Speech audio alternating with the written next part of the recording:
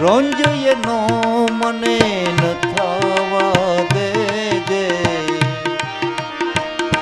રજ સરીખું દુઃખ જોઈ બીજાનું,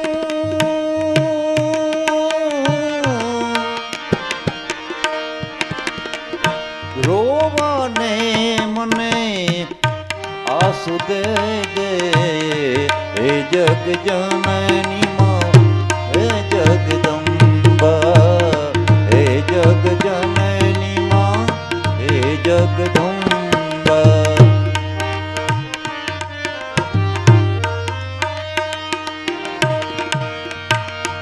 એમાં શક્તિ દેજે, ભક્તિ દેજે,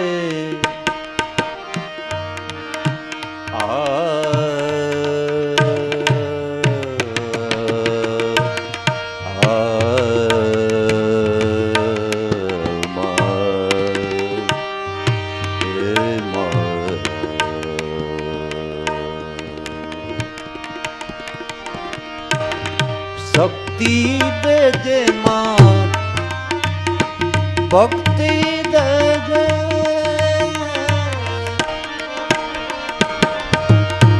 આ દુનિયાના દુઃખ સહેવાની શાંતિ દુર્લભ તારા ચરણ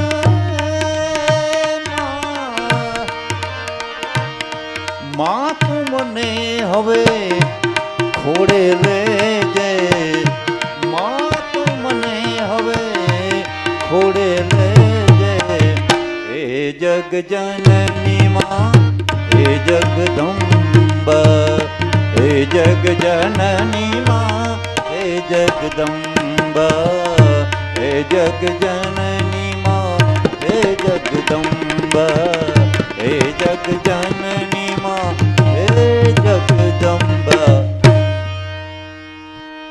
કૃષ્ણ કનૈયા લાલ કી જય, મોવેશ્વર મહાદેવ કી જય.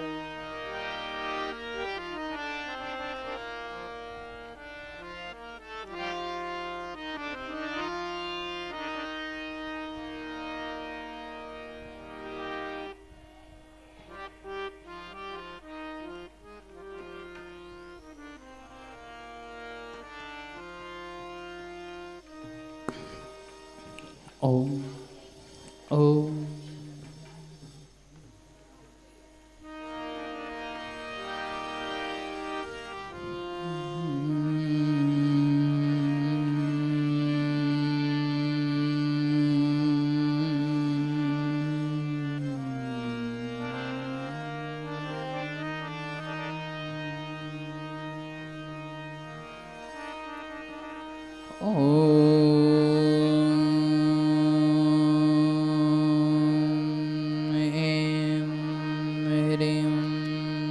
ક્લીમ ચામુંડાય વિચ્ચે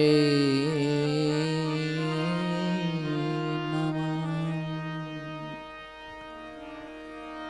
સ્વસ્તિ શ્રી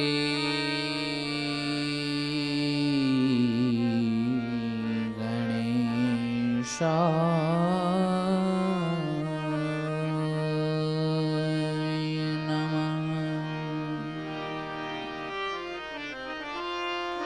શ્રી સરસ્વત્યે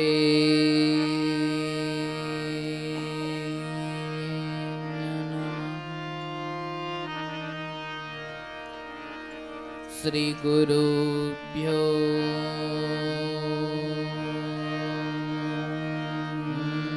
નમઃ. યા શ્રી સ્વયં સુકૃતિનાં ભવનેશ્વલક્ષ્મી પાપાત્મનાં કૃતધિયાં હૃદયે સુબુદ્ધિ श्रद्धा सतां कुलजन् प्रभवस्य लज्जा तां त्वां नताहस्म परिपालय देवि विश्वम् दुर्गे स्मृता हर्षि भीतं शेषजन्तो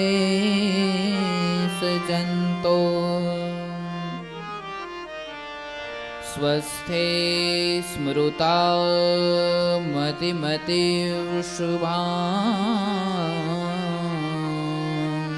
ददासि दारिद्र्यदुःख भयहारिणिका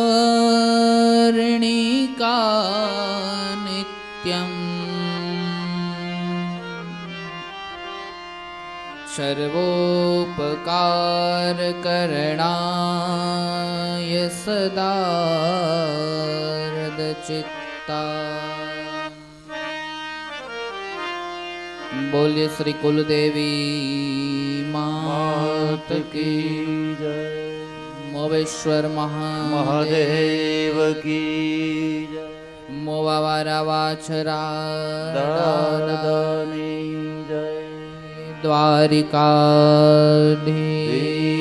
की जय, हर्षिद्धि मात की जय, अपने अपने मात पिता की जय, अपने अपने गुरु महाराज की जय, गौ माता की जय, भारत माता की जय, राजा प्रजा की जय, दशनाम बैख गुरु महाराज की जय।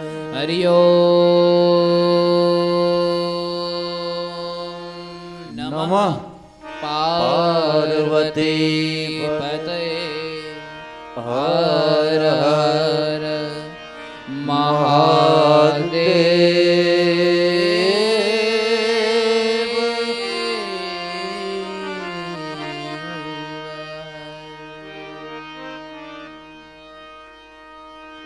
आइए घड़ी दो घड़ी के लिए माँ जगदम्बाना नामનું સ્મરણ કરીએ। जय अम्बे बोल ए माँ कल्याण छे। जय अम्बे बोल एમાં કલ્યાણ છે। जय अम्बे बोल ए माँ कल्याण छे। जय अम्बे बोल एમાં કલ્યાણ છે।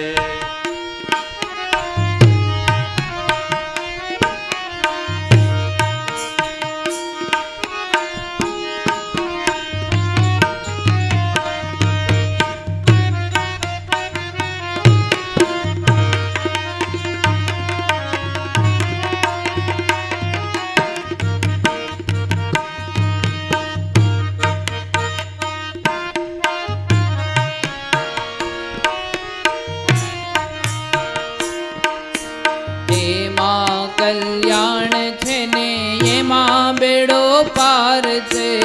એમાં કલ્યાણ છે એમાં બેડો પાર છે। એમાં કલ્યાણ છે એમાં બેડો પાર છે।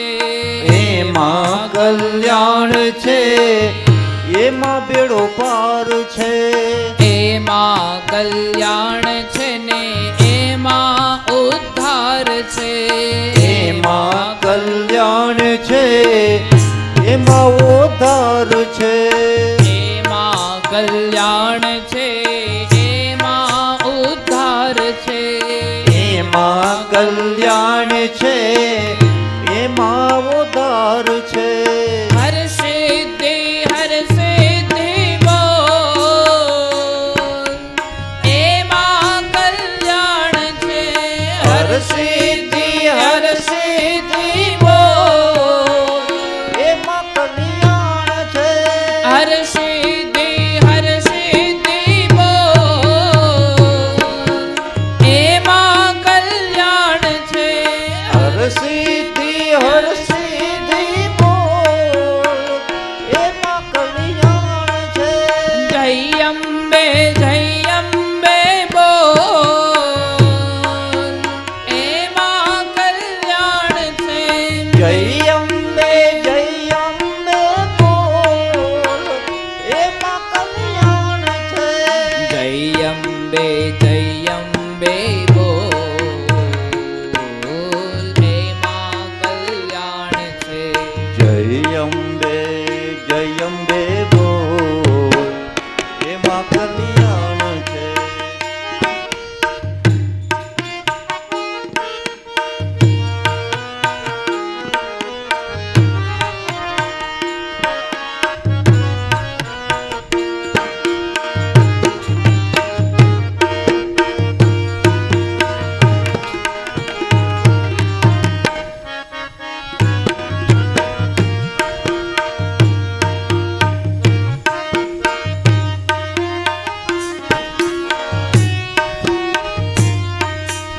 અંબાના નામ વિના જીવન નકામું.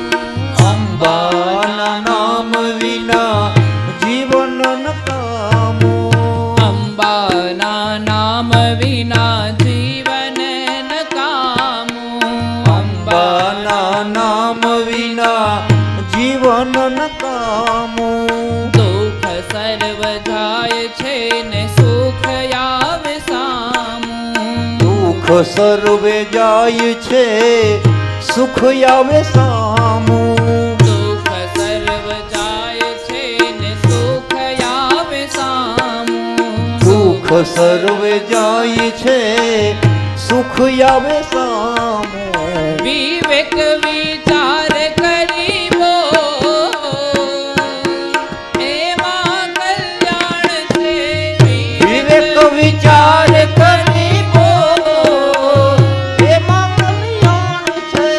વિવેક વિચાર કરી બોલ એમાં કલ્યાણ છે. વિવેક વિચાર કરી બોલ એમાં કલ્યાણ છે. જય અંબે બોલ એમાં કલ્યાણ છે. જય અંબે બોલ એમાં કલ્યાણ છે. જય અંબે બોલ એમાં કલ્યાણ છે. જય અંબે બોલ એમાં કલ્યાણ છે. એમાં કલ્યાણ છે. એમાં કલ્યાણ છે. એમાં કલ્યાણ છે. એમાં કલ્યાણ છે. એમાં કલ્યાણ છે. એમાં કલ્યાણ છે. ઓમ સુંદરામ વરદામ ગૌરીમ સાયુધ્યાષ્ટ મહાભુજામ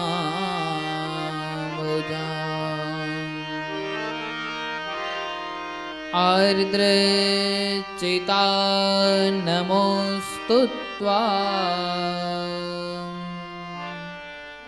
સિદ્ધિદાં કરુણામયી.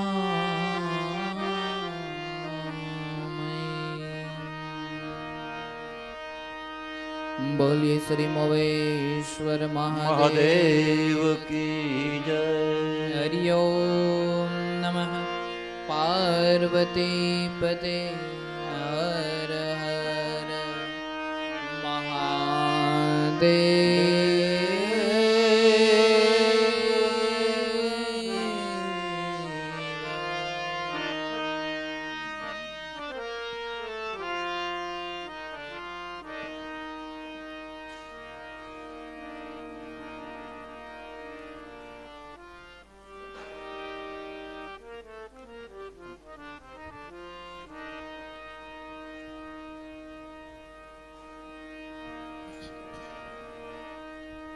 શ્રીહરિમ પરમાનંદમ ઉપદિષ્ટારમીશ્વરમ વ્યાપકમ સર્વલોકાનાં કારણમ ત્વમ નમામ્યહમ. ભગવાનની દિવ્ય કથા, માતાજીના દિવ્ય ચરિત્રનું વર્ણન. ભગવાન વેદવ્યાસજી સંક્ષેપ્તમાં મહાભારતની કથાનું વર્ણન કરે છે અને એ બાદ જન્મેજયને આ શ્રીમદ દેવી ભાગવતની કથા છે એ પવિત્ર મનથી અને પવિત્ર ચિત્તથી સમજાવે છે. જેમ આપણે કથાઓમાં વિવિધ જાતના પ્રસંગો જોતા આવ્યા છે, સુખદેવજીના પ્રસંગો, વ્યાસજીના પ્રસંગો, એમ હવે પરીક્ષિત અને જન્મેજયના પ્રસંગો વિશેની ચર્ચાઓ કરવી છે. આપણા મનમાં પ્રશ્ન ઉદ્ભવ થવો જોઈએ કે શ્રીમદ દેવી ભાગવત કથાનું શ્રવણ કરવાનું છે, એમાં મહાભારતના પ્રસંગો શા માટે? આપણે તો દેવીની ચર્ચાઓ વિશે લીલા કરવાની છે, આપણે તો દેવી માટેની કથાનું ગુણગાન ગાવાનું છે, તો પછી એમાં મહાભારતના પ્રસંગોને ભગવાન વેદવ્યાસજીએ સંક્ષેપ્તની અંદર શા માટે મૂક્યા?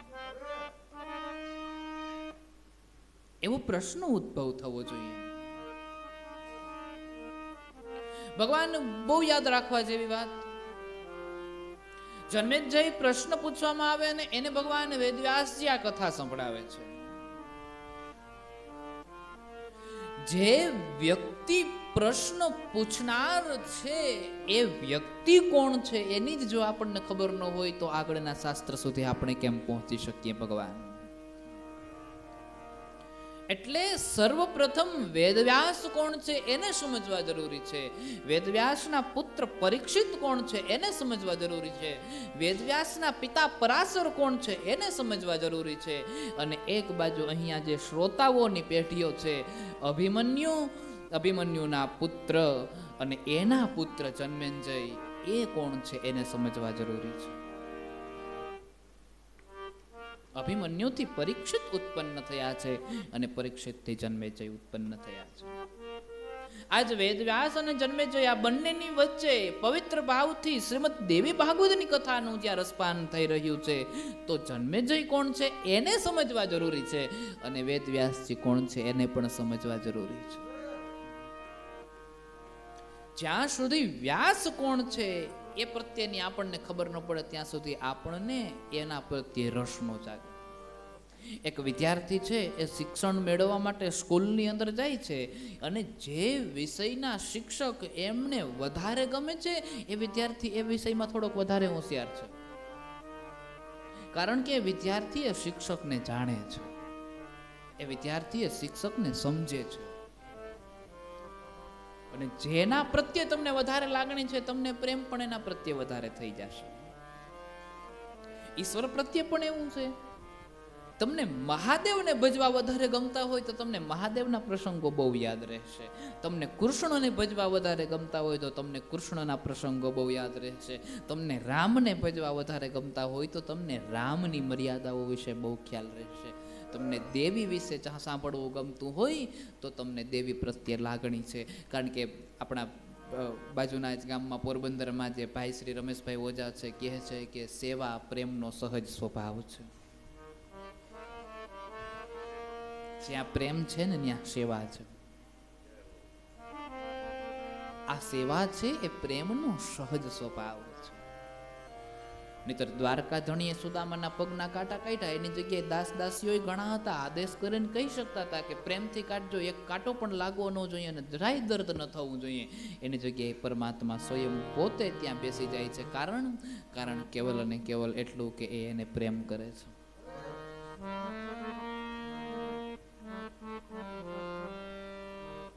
તો ભગવાન જન્મેજયને સમજવા જરૂરી છે, કારણ કે એની અને વ્યાસની વચ્ચે ચર્ચાઓ થાય છે. એટલા માટે આ ચર્ચા આપણા અહીંયા સુધી પહોંચી છે. જો એની પ્રત્યે ચર્ચાઓ થઈ જ ન હોત તો અહીંયા સુધી ન પહોંચે ભગવાન. એટલે જન્મે જઈને સમજવા જરૂરી છે. અને જન્મે જઈને સમજવા હોય તો એની માટે મહાભારતને સંક્ષિપ્તમાં જાણવું જરૂરી છે. અને એટલા માટે ભગવાન વેદવ્યાસજી મહાભારતની ચર્ચા સંક્ષિપ્તની અંદર કરે છે અને પછી દેવી ભાગવતની કથાને થોડી આગળ વધારે છે. અને આ પવિત્ર દિવ્ય ચરિત્રની કથાને સમજાવો એવું કહેવાય છે કે એક સમયની વાત છે અને દેવતાઓના ઉપદેવતા એવા એટલે કે વસુ આ દુનિયાની અંદર, આ વિશ્વની અંદર 8 વસુઓ છે. અને 8 વસુઓ છે એ એક વખત એવું કહેવાય છે કે એમની પત્નીઓની સાથે એક ઋષિના આશ્રમમાં જાય છે. અને એ ઋષિના આશ્રમની અંદર જાય, યજ્ઞશાળાઓ જોવે છે, ઋષિનો આશ્રમ જોવે છે અને એની સાથે સાથે ગૌશાળાઓની તરફ પણ નજર નાખે છે. અને એ જે ઋષિના આશ્રમમાં ગયા છે એ ઋષિના આશ્રમનું નામ છે વશિષ્ઠ મુનિનો આશ્રમ, વશિષ્ઠનો આશ્રમ. અને વશિષ્ઠના આશ્રમની ગૌશાળામાં ગયા અને ગૌશાળામાં જેવો પ્રવેશ કર્યો એ પ્રવેશ કરતાની સાથે એક સુંદર મજાની અદ્ભુત ગાવડી દેખાઈ અને એક ગાય પ્રત્યે પ્રેમ જાગ્યો. એ ગાય પ્રત્યે પ્રેમ જાગ્યો એટલે એ પુરુષે એ વસુએ એની પત્નીને આનંદિત કરવા માટે થઈ, એની પત્નીને રાજી કરવા માટે થઈ અને વસુએ એ ગાયને વશિષ્ઠ મુનિને પૂછ્યા વગર જ ભેટમાં આપી દીધી.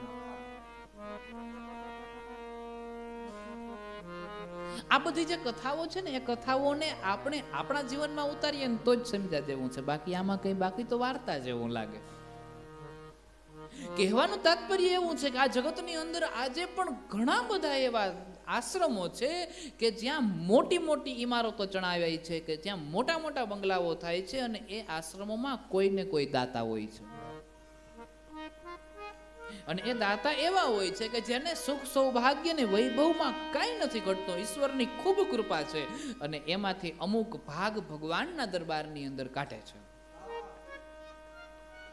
અને ઈશ્વરની કૃપાથી જ્યારે એની પાસે એ પૈસો, ધન, દોલત, વૈભવ આવ્યું છે અને ભગવાનના દરબારમાં, ભગવાનની સેવામાં, અથવા તો આવા કોઈ જે આશ્રમો છે કે જ્યાં યજ્ઞશાળાઓ થતી હોય, જ્યાં યજ્ઞ થતા હોય, જ્યાં ગાયોની સેવા થતી હોય, જ્યાં અન્ન ક્ષેત્રો હાલતા હોય છે, જ્યાં ભૂખ્યાને ભોજન કરાવવામાં આવતું હોય છે, જ્યાં વિદ્યાર્થીઓને અભ્યાસ આપવામાં આવતો હોય છે, જ્યાં પઠન થતું હોય, સંસ્કૃતના શ્લોક બોલાતા હોય અને વેદોચ્ચારના મંત્રો જ્યાં ઉજ્જવળ એમ કહેવાય છે કે ગુંજતા હોય, એવા આશ્રમોની અંદર એ જે મોટા મોટા માણસો છે એ પૈસાનું દાન આપતા હોય છે.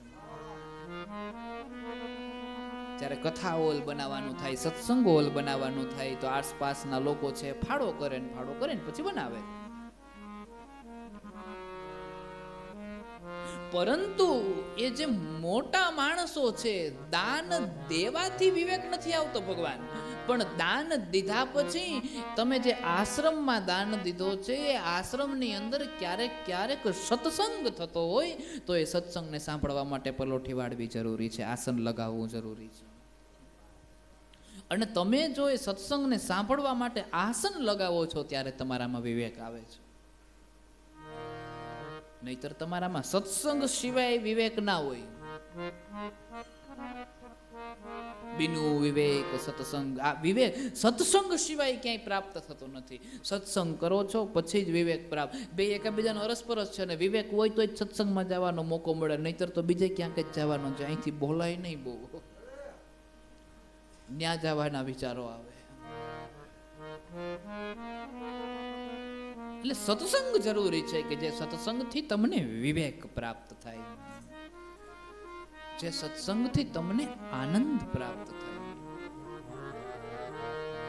પરંતુ જે વ્યક્તિ કેવલ અને કેવલ પૈસા દઈ અને દાન દેવાનું જાણે છે અને જેનામાં વિવેક નથી, એની માટેની વાત છે. એ વ્યક્તિએ આશ્રમને પોતાની માલિકીનો આશ્રમ સમજે છે. અને દાન દઈ દીધા પછી પણ એની ઉપર એ પોતાનો અધિકાર સમજે છે. આપણે કોઈને પૂછવાની જરૂર નથી. આપણે શૂન્ય આશ્રમના ધણીને પૂછવાનું હોય, અહીંયા મેં જ દાન આપ્યું છે એટલે હું કરું એમ થાય, હું કહું એમ થાય, આમ હું પણ દર્શાવે. આ વસ્તુ મારે જોતી હોય તો મારે થોડી કોઈને પૂછવાની જરૂર છે.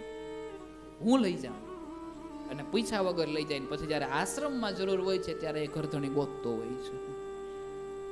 લગભગ આશ્રમોમાં આવું થતું હોય. જે વ્યક્તિ દાન આપે ને પછી એને એમ થાય છે કે આ મારું છે, આમાં એના ઉપર હક દર્શાવે છે. તમે હક દર્શાવો તો દાન શેનું? તમે એના ઉપર અધિકાર એવો ને એવો મૂકી રાખો તો દાન શેનું? તો પુણ્ય શેનું? એક વખત ઈશ્વરના દરબારમાં મૂકી દીધા પછી એ ઈશ્વરનું થઈ ગયું. પછી એમાં કઈ બીજી વાત ન હોય ભગવાન. પણ જેનામાં સત્સંગ નથી, એ સત્સંગ નથી, એ વ્યક્તિના મનની અંદર વારંવાર એવો વિચારો આવતા હોય છે કે અહીંયા મેં આપ્યું છે એટલે મારું, અને મારે જોતું હોય ત્યારે મારે કોઈને પૂછવાની જરૂર નથી. હું મારા મનથી લઈ જાઉં, મનથી મૂકી જાઉં. એમ નો હાલે પ્રભુ. અમારા દાદુ બાપુ વારંવાર કહેતા હોય કે આ દહીંના લોકોએ જ આશ્રમને બનાવ્યો છે, પણ નિયમ બધાને હરખા લાગુ પડે. એ પછી ચાહે હું મારે ઘેર લઈ જાઉં ને તો મને નિયમે જ લાગુ પડે. એમાં મારા આખું ટ્રસ્ટી મંડળ છે, બધા જ આ નિયમોને સાચવે છે.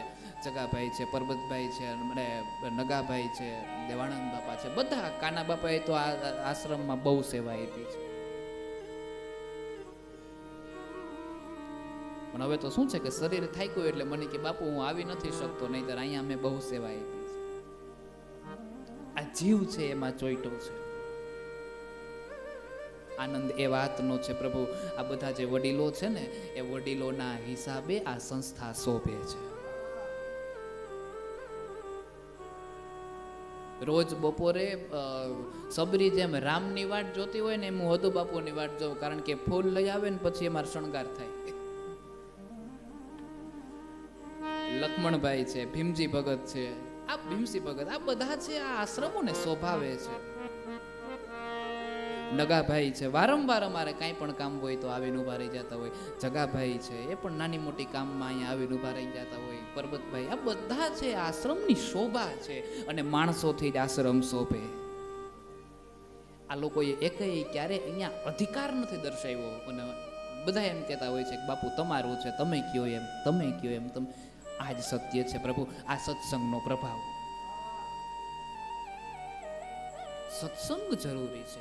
આમાં એવું નથી પાછું કે જેના નામ લીધા એ જ ધ્યાન દે છે, જેના નામ નથી, અમુકના નામ આવડતા નથી એટલે નથી લીધા.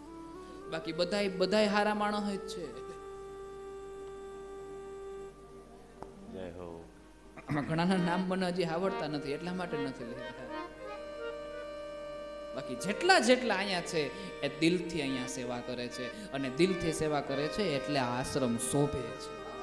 અને હરેક આશ્રમની અંદર શોભાનું કારણ ત્યાં આશ્રમનું મંડળ જ હોય છે, બીજું કોઈ નથી હોતું. એ સિવાય બીજું કઈ નથી. એટલે માણસના મનની અંદર એવો અધિકાર જાગે કે આ મેં દીધું એટલે મારું. પણ એવું નથી. જો તારો અધિકાર તું ત્યાં દર્શાવ્યો તો ત્યાં દઈ દીધું એ શું? તો ત્યાં દીધું ન કહેવાય. એટલે વસુના મનની અંદર એવું થયું છે કે આશ્રમોમાં તો હંમેશા આપણે જ આપતા હોય, એટલે આ ગાય આપણી જ, દાનમાં દેવા માટે આપણે એને પૂછવાની જરૂર ના હોય. અને વશિષ્ઠને પૂછ્યા વગર એ વસુએ એ ગાયનું દાન એના પત્નીને રાજી કરવા માટે થઈને એના પત્નીને આપી દીધું. હવે બને છે એવું, એના પત્નીને ગાયનું દાન આપ્યું. આ વાતની વશિષ્ઠને ખબર પડી. વશિષ્ઠ કહે છે મને તો કોઈ જાણે જ નથી. અને ત્યારે એમ કહેવાય છે વશિષ્ઠે એને શ્રાપ દીધો. ઋષિ ક્યારેય શ્રાપ નો આપે, ઋષિ ક્યારેય સજા નો આપે. પણ આ જે આશ્રમ જે છે, જેને તમે ગુરુ સ્થાન માનો છો, જેને દેવાલય માનો છો, એ આશ્રમમાં તમે ક્યારેય અધિકાર દર્શાવવાના પ્રયત્ન કરો છો એટલે તમે શ્રાપિત થાવ છો. પછી શ્રાપ દેવાની જરૂર પડે નહીં, એટલે તમે શ્રાપિત થાવ છો. ભગવાનની દિવ્ય કથા, સુંદર ચરિત્ર અને સુંદર લીલા. વસુએ ગાયનું દાન દઈ દીધું. વશિષ્ઠે શ્રાપ દીધો છે કે તમે ઊંચા કુળમાં છો. વસુઓ ઊંચા કુળમાં છે.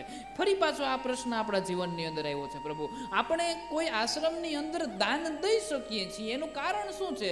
કે ભગવાને આપણે હારા કુળની અંદર જન્મ દીધો છે. ભગવાને આપણને હારા ઠેકાણે અવતાર દીધો છે. જો હારા ઠેકાણે અવતાર ન દીધો હોય તો આપણે 5 રૂપિયાનું દાન કઈ રીતે આપી શકીએ? અને આપણે 5 રૂપિયાનું દાન આપીએ છીએ એનો મતલબ એ થયો કે આપણે સારી જગ્યાએ છીએ.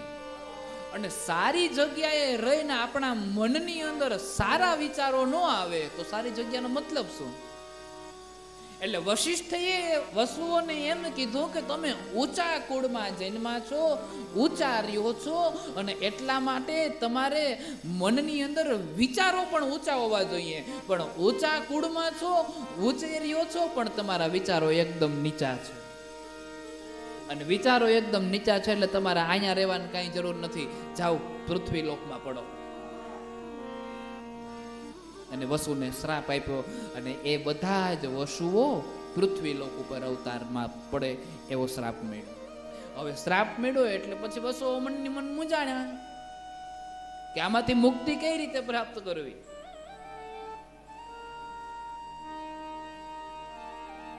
વશિષ્ઠ મુનિને પ્રાર્થના કરતા કીધું છે કે હે મુનિ, અમારી ભૂલ થઈ ગઈ,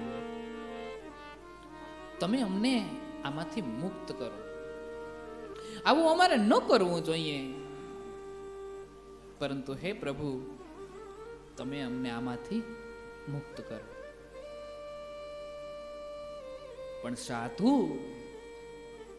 એના સંકલ્પથી સિદ્ધ હોય છે. અને એટલા માટે સાધુના મુખમાંથી નીકળેલી કોઈ વાણી છે લાગી ગઈ. હંમેશા યાદ રાખજો, ભગવાન શ્રાપ એટલે હાથમાં જળ લઈ અને કોઈને શ્રાપ દઈને એની માથે જળ છાંટી દેવું એ નહીં. પણ શ્રાપનો અર્થ એ થયો કે તમે કોઈનું જ્યારે હૃદય દુખી કરો છો અને દુખી હૃદયમાંથી તમારા પ્રત્યે કંઈક કુભાવ નીકળી જાય, એનાથી મોટો શ્રાપ આ જગતમાં બીજો કોઈ નથી. અને એટલે આપણા વડીલો એમ કહેતા હોય કે ગમે એ લેજો પણ કોઈની હાઈ ન લેતા. આ હાઈ છે ને એ શ્રાપ છે. હાઈ ક્યારે નીકળે? હાઈકારો ક્યારે નીકળે? તો કે હાઈકારો અંદરથી ત્યારે નીકળે જ્યારે આપણે કોકને દુખી કરીએ. આપણે કોકને દુખી કરીએ ને એટલે અંદરથી હાઈકારો નીકળે, ને હાઈકારો એટલે શ્રાપ, બીજું કંઈ નહીં. એટલે આપણાથી કોઈ દુખી ન થાય એ બાબતનું આપણે ધ્યાન રાખવું જોઈએ. પ્રભુ, વશિષ્ઠ મુનિ દુખી થયા છે કઈ બાબતે? તો કે પોતાની ગાયનું દાન પોતાને પૈસા વગર આપી દીધું. એટલે વશિષ્ઠ મુનિએ શ્રાપ આપ્યો, તમે 8 વસુઓ આ પૃથ્વી ઉપર પડો. પછી તો સંતનું હૃદય છે, થોડું ભોળું હૃદય છે, એટલે વસુઓને માફ પણ કર્યા વસુઓની પ્રાર્થના કરવાથી. પરંતુ મુખમાંથી નીકળેલા શબ્દ, બાણમાંથી નીકળેલું તીર અને હાથમાંથી હાથ તાળી દઈને નીકળી ગયેલો સમય એક વખત વયા જાય છે, પછી પાછા ક્યારેય હાથમાં નથી આવતા.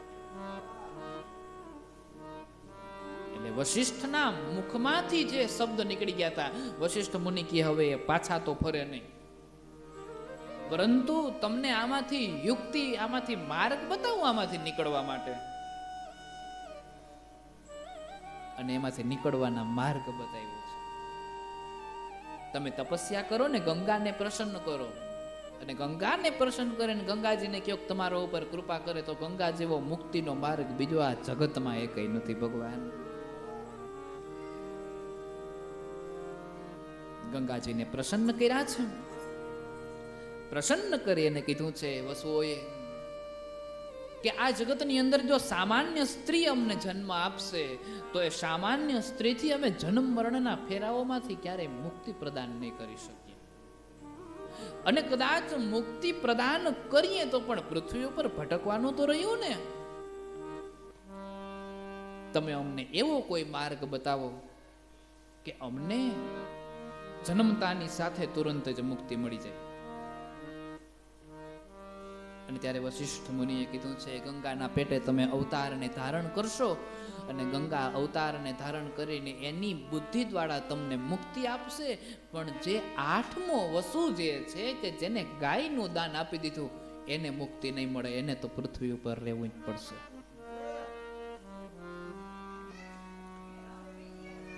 અને પવિત્ર ભગવાનની આ દિવ્ય કથાની વાતને સંભળાવી ગંગાજીને પ્રસન્ન કર્યા અને એને આંગણે અવતાર ધારણ કરવાની વાત કરી છે.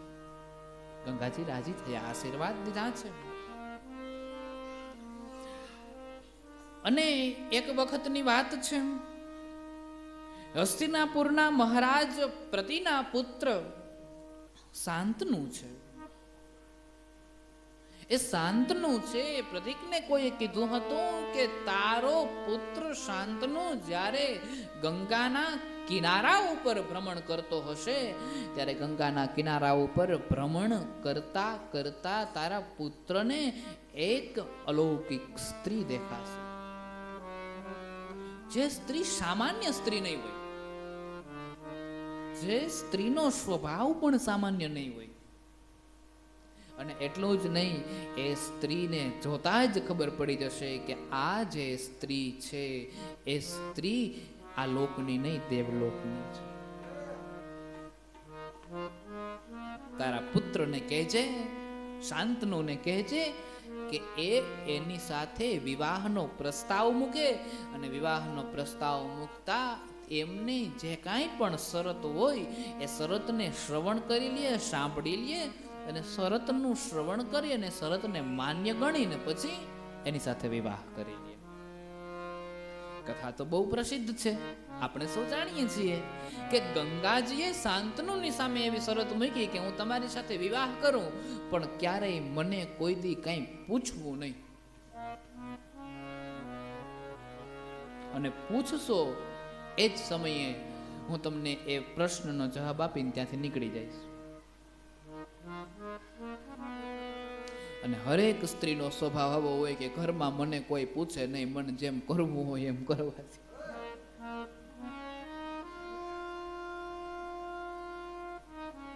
જો તમે કઈક પૂછ્યું કે આજે શાક શેનું છે એટલે ડખો ઉપડે.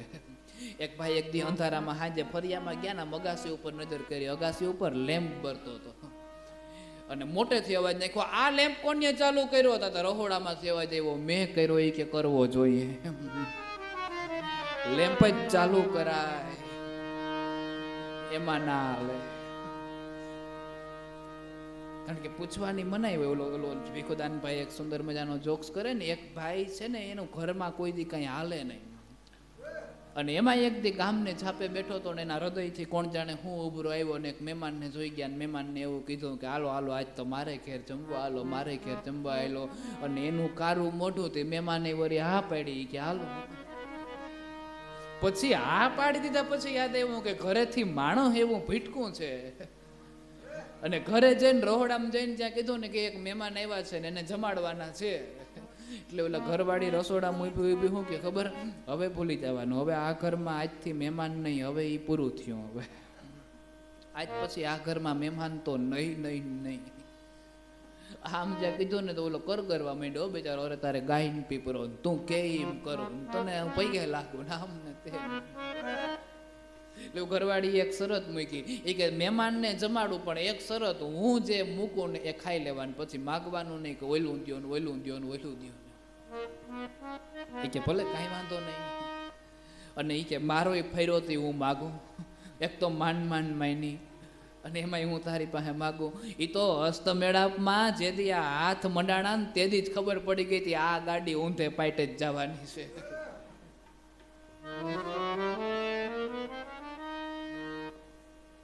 અને એમાં જમવા બેઠા હતી, બિચારો ભોરિયો રાજા ભૂલી ગયો કે શરત છે માગવાની મનાઈ છે. એટલે બેઠા બેઠા માંડ્યો બોલવા, દહીં આવવા દેજો, આથણું દેજો, રોટલામાં માખણ કેમ નથી નાખ્યું, કઢી દ્યો. અને કઢી દ્યો છે એમ કીધું તો અંદર રહોડામાં ડગરી સટકી. આની કે શરતનો ભંગ કર્યો. અને પેલા જૂના જમાનામાં ઓલા પાટિયાની માટીના પાટિયાના પાટિયા બનાવતા ને એમાં કઢી બનાવતા. એટલે ઘરમાં મગજ છટકો ને એટલે સૂટું કઢીનું પાટિયું નાખ્યું અને બીમાન ને ગરદણી ને બધાય નકરા કઢી અને પછી ઓલી ઘરવાળી આવીને બધું ઉહેડીને સાફ કરીને વેકી દો. એટલે ગરધણી મહેમાનને કહે કે જોયું ને આવી દશા છે. તો ઓલા ભાઈ મહેમાન આવ્યા હતા ને શું કે ખબર કે તમારા ઘરેથી તો બહુ સારા છે, એનો સ્વભાવ તો બહુ કોમળ કહેવાય. છૂટા કઢીના પાટિયા આવે તોય કોમળ સ્વભાવ. તો કે હા આવી ઉહેડીને સાફ તો કરી ગયા, અમારે ઘેર તો સાફાઈ અમારે કરવા પડે છે. આમાં તો ખાધાઈ પત્તાણા ના ખાધાઈ. પણ તમારી વાત નથી કરતો, હું તો બીજા ગામને રોગે થોડાક દીમ બગાડવું. ગંગાની શરત હતી અને બોલે કઈ શરત? તો કે શરત એ હતી કે હું જેમ કરું એમ મને કરવા દેવું, મને કોઈથી કઈ પ્રશ્ન ન પૂછવું. અને ત્યારે શાંતનુ એ વાત પર રાજી થયા. ગંગાજીની સાથે વિવાહ થયો છે, 7 પુત્રને જન્મ દીધો છે અને પુત્રને જન્મ દેતાની સાથે જ પુત્રને ઉપાડી અને ગંગામાં પધરાવી દે છે. હું તમે એવું વિચારીએ છીએ કે એક પુત્રનો જન્મ થયો ને ગંગાજીમાં પધરાવી દીધો એટલે એને પુત્રને ગંગાજીમાં ડૂબાડી દીધો. બોલે નહીં, એને ડૂબાડ્યો નથી પણ એને શ્રાપમાંથી મુક્ત કર્યા છે. એને શ્રાપ હતો કે જ્યારે ગંગાજીમાં તને પધરાવવામાં આવશે ત્યારે તને મુક્તિ પ્રાપ્ત થશે. એટલે 7 પુત્રને ડુબાડીને એને મુક્ત કરી દીધા છે. અને પછી જ્યારે 8મો વસુનો જ્યારે જન્મ થયો છે કે જે વસુએ ગાયનું દાન કર્યું હતું, એ 8મા વસુનો જ્યારે જન્મ થયો, એ વસુનો જન્મ થતાની સાથે જ એમ કહેવાય છે કે હાથમાં એ પુત્ર લઈને ગંગાજી એમાં પધરાવવા જાય છે એટલે શાંતનુ એની આડા ફરી જાય છે કે ગમે એ થાય આજ હું પુત્રને તને પધરાવા નહીં દઉં. અરે તું તે કેવી માં છે કે જન્મતાની સાથે જ તું દીકરાઓને એમાં પધરાવી દે છે?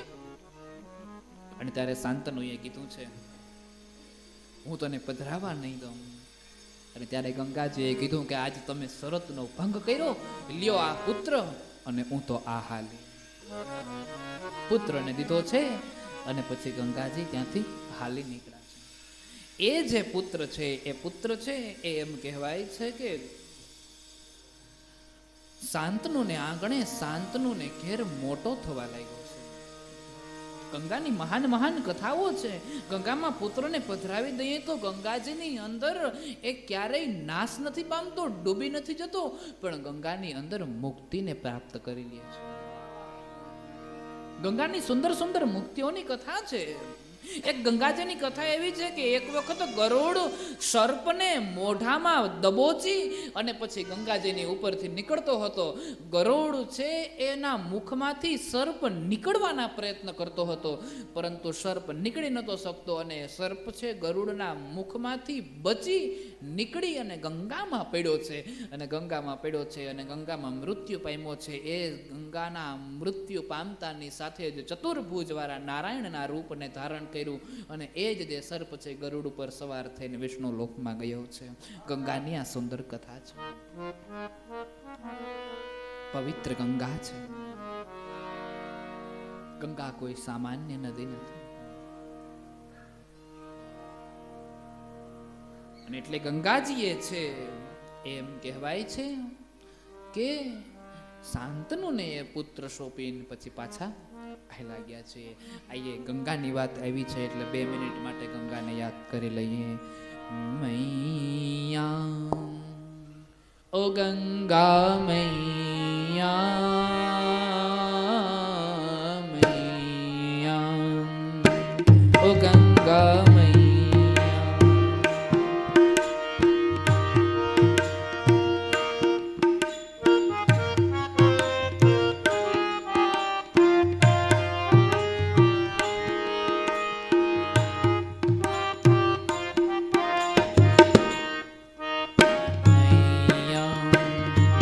ગંગા મૈયા,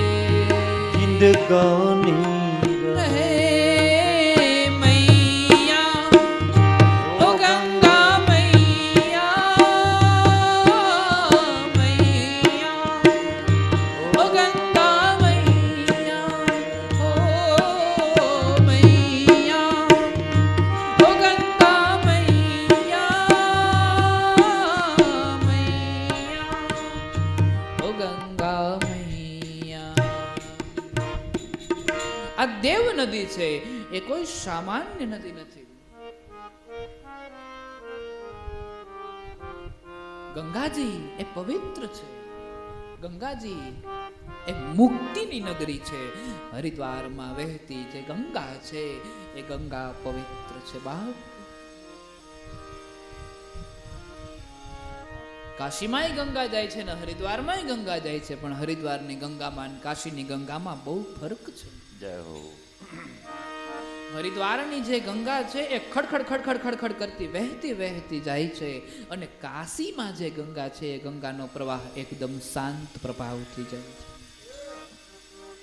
કારણ કે કાશીમાં કાશી વિશ્વનાથ મહાદેવ બિરાજે છે. અને ગંગાજી મનોમન એવું વિચાર કરે છે કે એક વખત શિવજીએ મને એની જટામાં સમાવી લીધી હતી, એટલે ઘડીક વારમાં પાછી છોડી નથી. અને અહીંયા કાશીમાં બેઠા બેઠા શિવજી તપસ્યા કરે છે, ને અહીંયાથી નીકળતા સમયે જો હું અવાજ કરીશ ને તો શિવજીના તપમાં ભંગ પડશે, ને વળી પાછી જો જટામાં હમાડી લે તો થોડાક ટાઈમમાં પાછી મૂકશે નહીં. અને એટલે કાશીની ગંગા એકદમ શાંત પ્રભાવથી જાય છે. અને હરિદ્વારની જે ગંગા છે ને એ તો ખડખડ ખડખડ ખડખડ ખડખડ ખડખડ કરતી વહી જાય છે. ગંગા છે એ મુક્તિનું ધામ છે. ગંગા છે એ મુક્તિની નગરી છે. ગંગા મુક્તિનો કિનારો છે.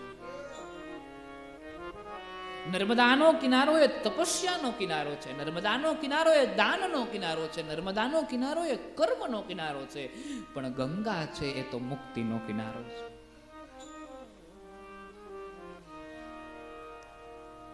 દેવરથ નામ પડ્યું છે પુત્રનું. ધીરે ધીરે મોટો થવા લાગ્યો છે. પણ શાંતનુના શરીરના જે વિકારો છે એ વિકારો શાંત નથી પડતા. નામ પાછું શાંત છે, શાંતનું છે, પણ શરીરના વિકારો શાંત નથી પડતા. અને એટલા માટે થઈ એ ગંગાના કિનારે ફરવા જાય છે એક માછીમારની કન્યા, જેનું નામ મત્સ્યગંધા.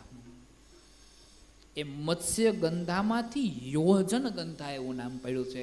કારણ કે એ માછીમારની કન્યા જ્યાં હોય ને ત્યાં એક યોજન સુધી એનું એમ કહેવાય છે કે ગંધ ફેલાય, એટલે એનું નામ યોજન ગંધા પણ પડ્યું છે.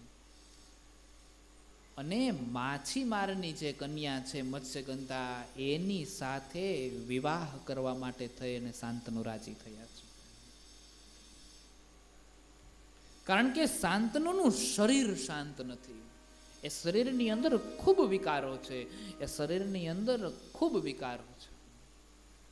અને વિકારોને દૂર કરવા માટે થઈ, શરીરની વ્યાખ્યાઓને દૂર કરવા માટે થઈ, શરીરની કલ્પનાઓને દૂર કરવા માટે થઈને મત્સ્યગંધા સાથે વિવાહ કરવાનું નક્કી કરે છે. એની સાથે પ્રેમ થઈ છે. અને આ મત્સ્યગંધા છે એ કોઈ બીજું નથી.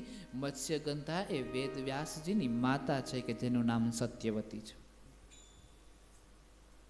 એક સમયની વાત છે કે ગંગાના કિનારાની ઉંમર એક સમય થઈ ગયો હતો ને પરાશર ઋષિને આ કિનારેથી સામે કિનારો પાર કરવો હતો.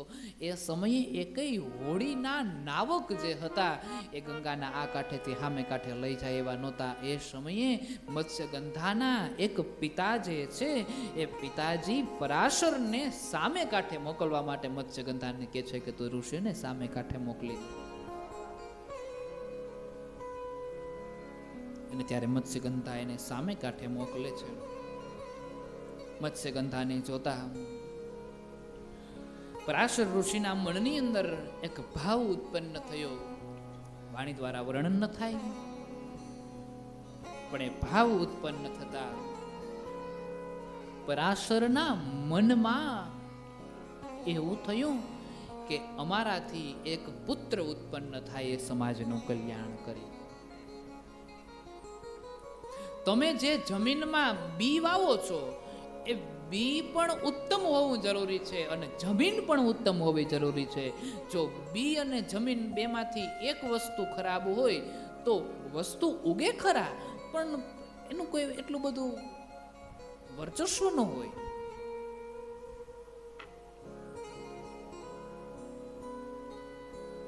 અને ત્યારે પરાશર જે ઋષિ છે એનાથી એક પુત્ર ઉત્પન્ન થયો છે. પ્રશ્ન બે જાતના અહીંયા ઊભા થશે. શાંતનુ અને મત્સ્યગંધાથી પણ પુત્ર ઉત્પન્ન થાય છે, અને પરાશરથી અને મત્સ્યગંધાથી પણ પુત્ર ઉત્પન્ન થાય છે. પણ એક જગ્યાએ કેવલ અને કેવલ વિકાર છે, અને એક જગ્યાએ વિકાર નથી. જ્યાં સમાજ કલ્યાણનો, સમાજને ઉદ્ધાર કરવાનો, સમાજની રક્ષા કરવાનો વિચાર છે, ત્યાં વિકાર નથી.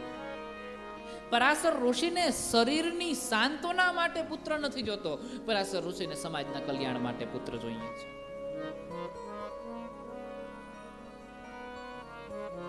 એટલે પરાશર ઋષિથી એક પુત્ર ઉત્પન્ન થયો છે, પણ એ પુત્રથી મત્સ્યગંધાનું કુંવારાપણું નાશ નથી પામ્યું.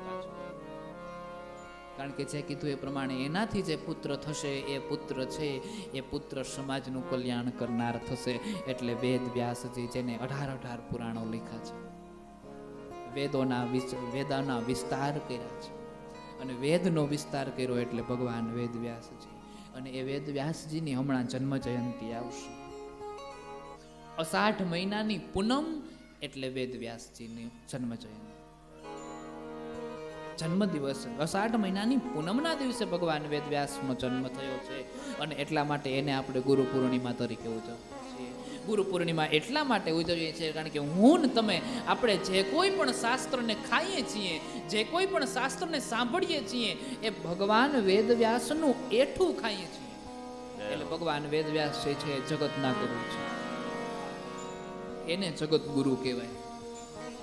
તો આજે આપણે બધી પદવીઓ આપી દીધી કે આ જગત ગુરુ, ના આ જગત ગુરુ. એમ જગત ગુરુ ન થવાય, આ જગત ગુરુ કહેવાય. ભગવાન વેદ વ્યાસજી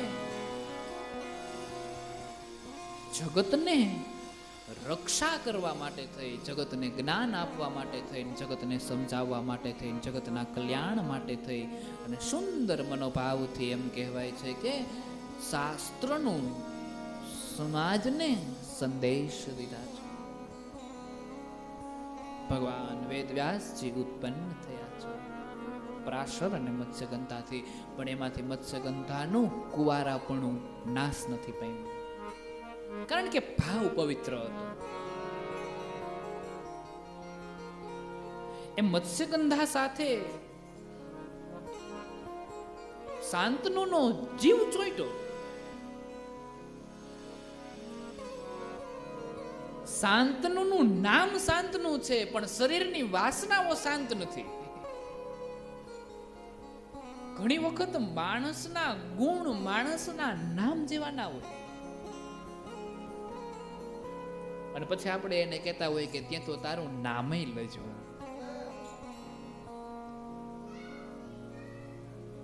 નામ જેવા ગુણ હોવા જોઈએ. આપણી દ્રષ્ટિએ જોઈએ ભગવાન તો ખરાબ માણસ બહુ ખરાબ કામ કરતો હોય, ખોટા કામ કરતો હોય, ખોટે રસ્તે જતો હોય, સમાજના અવળે રસ્તે દોરી જતો હોય, અને એ વ્યક્તિને સમાજનો સારો માણસ એની પાસે બેસાડી દે, તો એની અસર સમાજને પડે કે ન પડે? જે ખોટા કામ કરે છે, અવળે રસ્તે જાય છે, ખોટે રસ્તે જાય છે, અને સમાજનો જે પ્રતિષ્ઠિત વ્યક્તિ છે, એ વ્યક્તિ એની પાસે જઈને એવું કહે કે તું તારી ચિંતા કરતો નહીં, હું તારી પાસે બેઠો છું, તો એની અસર સમાજને પડે કે ન પડે?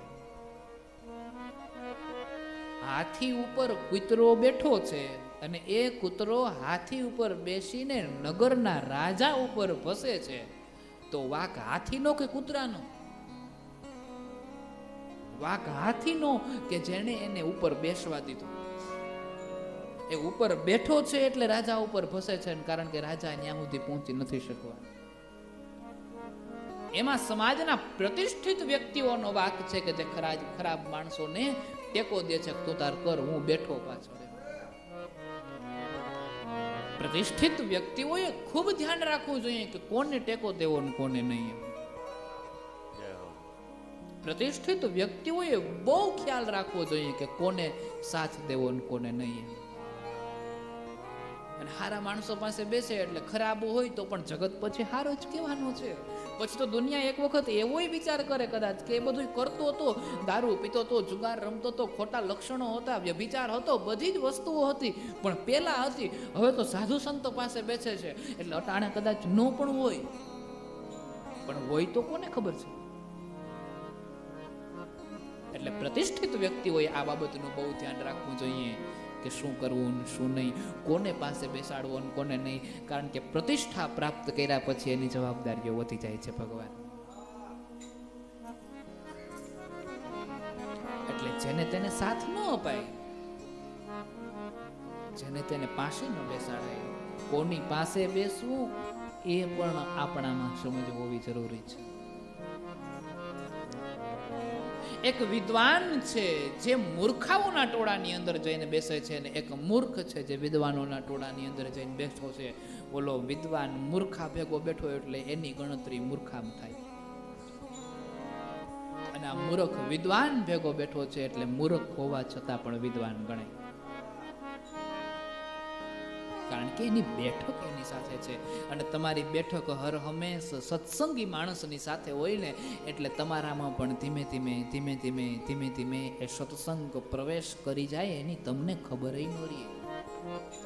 પછી એક સમય એવો આવે કે તમે 5-10 મિનિટ કે 15 મિનિટ એની સાથે સત્સંગ ન કરો ને ત્યાં સુધી તમારું ચિત્ત શાંત ન થાય, તમને આનંદ ન આવે, તમને મજા ન આવે.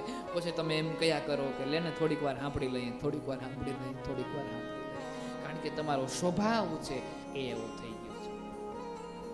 તમારા સ્વભાવને જે વસ્તુ ભાવવા લાગી છે, તમારા સ્વભાવને જે વસ્તુ ગમવા લાગી છે, એ જ સત્ય છે પ્રભુ.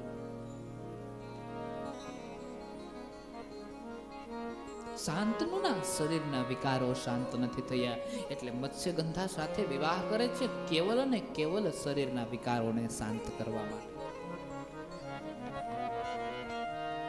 એટલે એમાં એક સ્વાર્થ છે. બોલે કયો સ્વાર્થ? તો કે શરીરના વિકારનો સ્વાર્થ. અને મત્સ્યગંધા પાસે જાય છે. મત્સ્યગંધા પાસે જઈ વિવાહનો પ્રસ્તાવ મૂકે. એટલે મત્સ્યગંધાના પિતાનું નામ દશરાજ છે, અને દશરાજે મત્સ્યગંધાને એક એવી શરત મૂકી કે હું મારી દીકરીને તમારી સાથે પરણાવું, પણ શરત એટલી કે મારી દીકરીથી જે સંતાન ઉત્પન્ન થાય એ જ હસ્તિનાપુરનો રાજા થાય. એટલે સ્વાર્થ બંધાણો. જે કાર્ય સ્વાર્થથી થાય છે ને એમાં હર હંમેશની માટે ભગવાન દુઃખ દુઃખ દુઃખ દુઃખ અને દુઃખ જ હોય છે.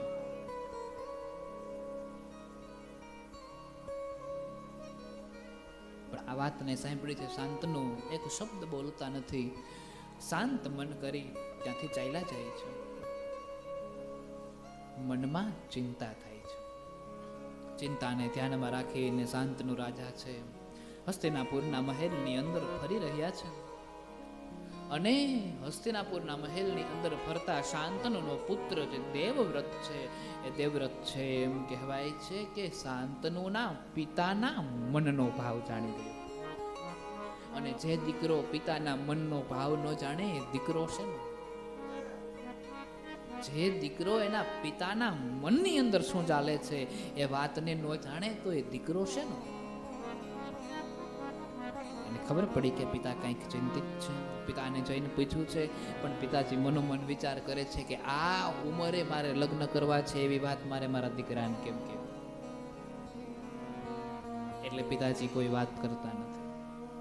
પણ આ તો દેવવ્રત છે, એટલે દેવવ્રત છે એ વાતને જાણી લે છે. મત્સ્યગંધા પાસે જાય છે અને મત્સ્યગંધાને જઈને કીધું છે કે તમને મારા પિતા સાથે વિવાહ કરવામાં વાંધો શું છે? અને ત્યારે એને વાંધો દર્શાવતા કીધું છે કે રાજાનો પુત્ર રાજા બને, અને તમારો જન્મ થઈ ચૂક્યો છે, અને હર હંમેશ એવો નિયમ છે કે મોટો દીકરો પરિપૂર્ણ હોય તો એને જ રાજા બનાવવામાં આવે. રાજાને તો અનેક રાણીઓ હોય, એમ એક રાણી હતી જે ગંગા છે ને, એક રાણી હું બનીશ, એમ મારાથી પણ સંતાન ઉત્પન્ન થશે, પણ મોટા તમે છો એટલે રાજપાટ તમને સોંપવામાં આવશે, તો અમારું જીવન કાયમ સેવકની જેમ વ્યતીત થશે. તો અમારું ભવિષ્ય શું? અને આમ જ્યાં પોતાનો સ્વાર્થ પોતાના મનની અંદર જાગ્યો છે, અને એ સ્વાર્થ જાગ્યો છે એટલા માટે થઈને ભીષ્મએ એવું કીધું છે કે તો હું આજે એવી પ્રતિજ્ઞા કરું છું કે તમારો જ દીકરો છે એ રાજા બને, હું રાજા નહીં બનું.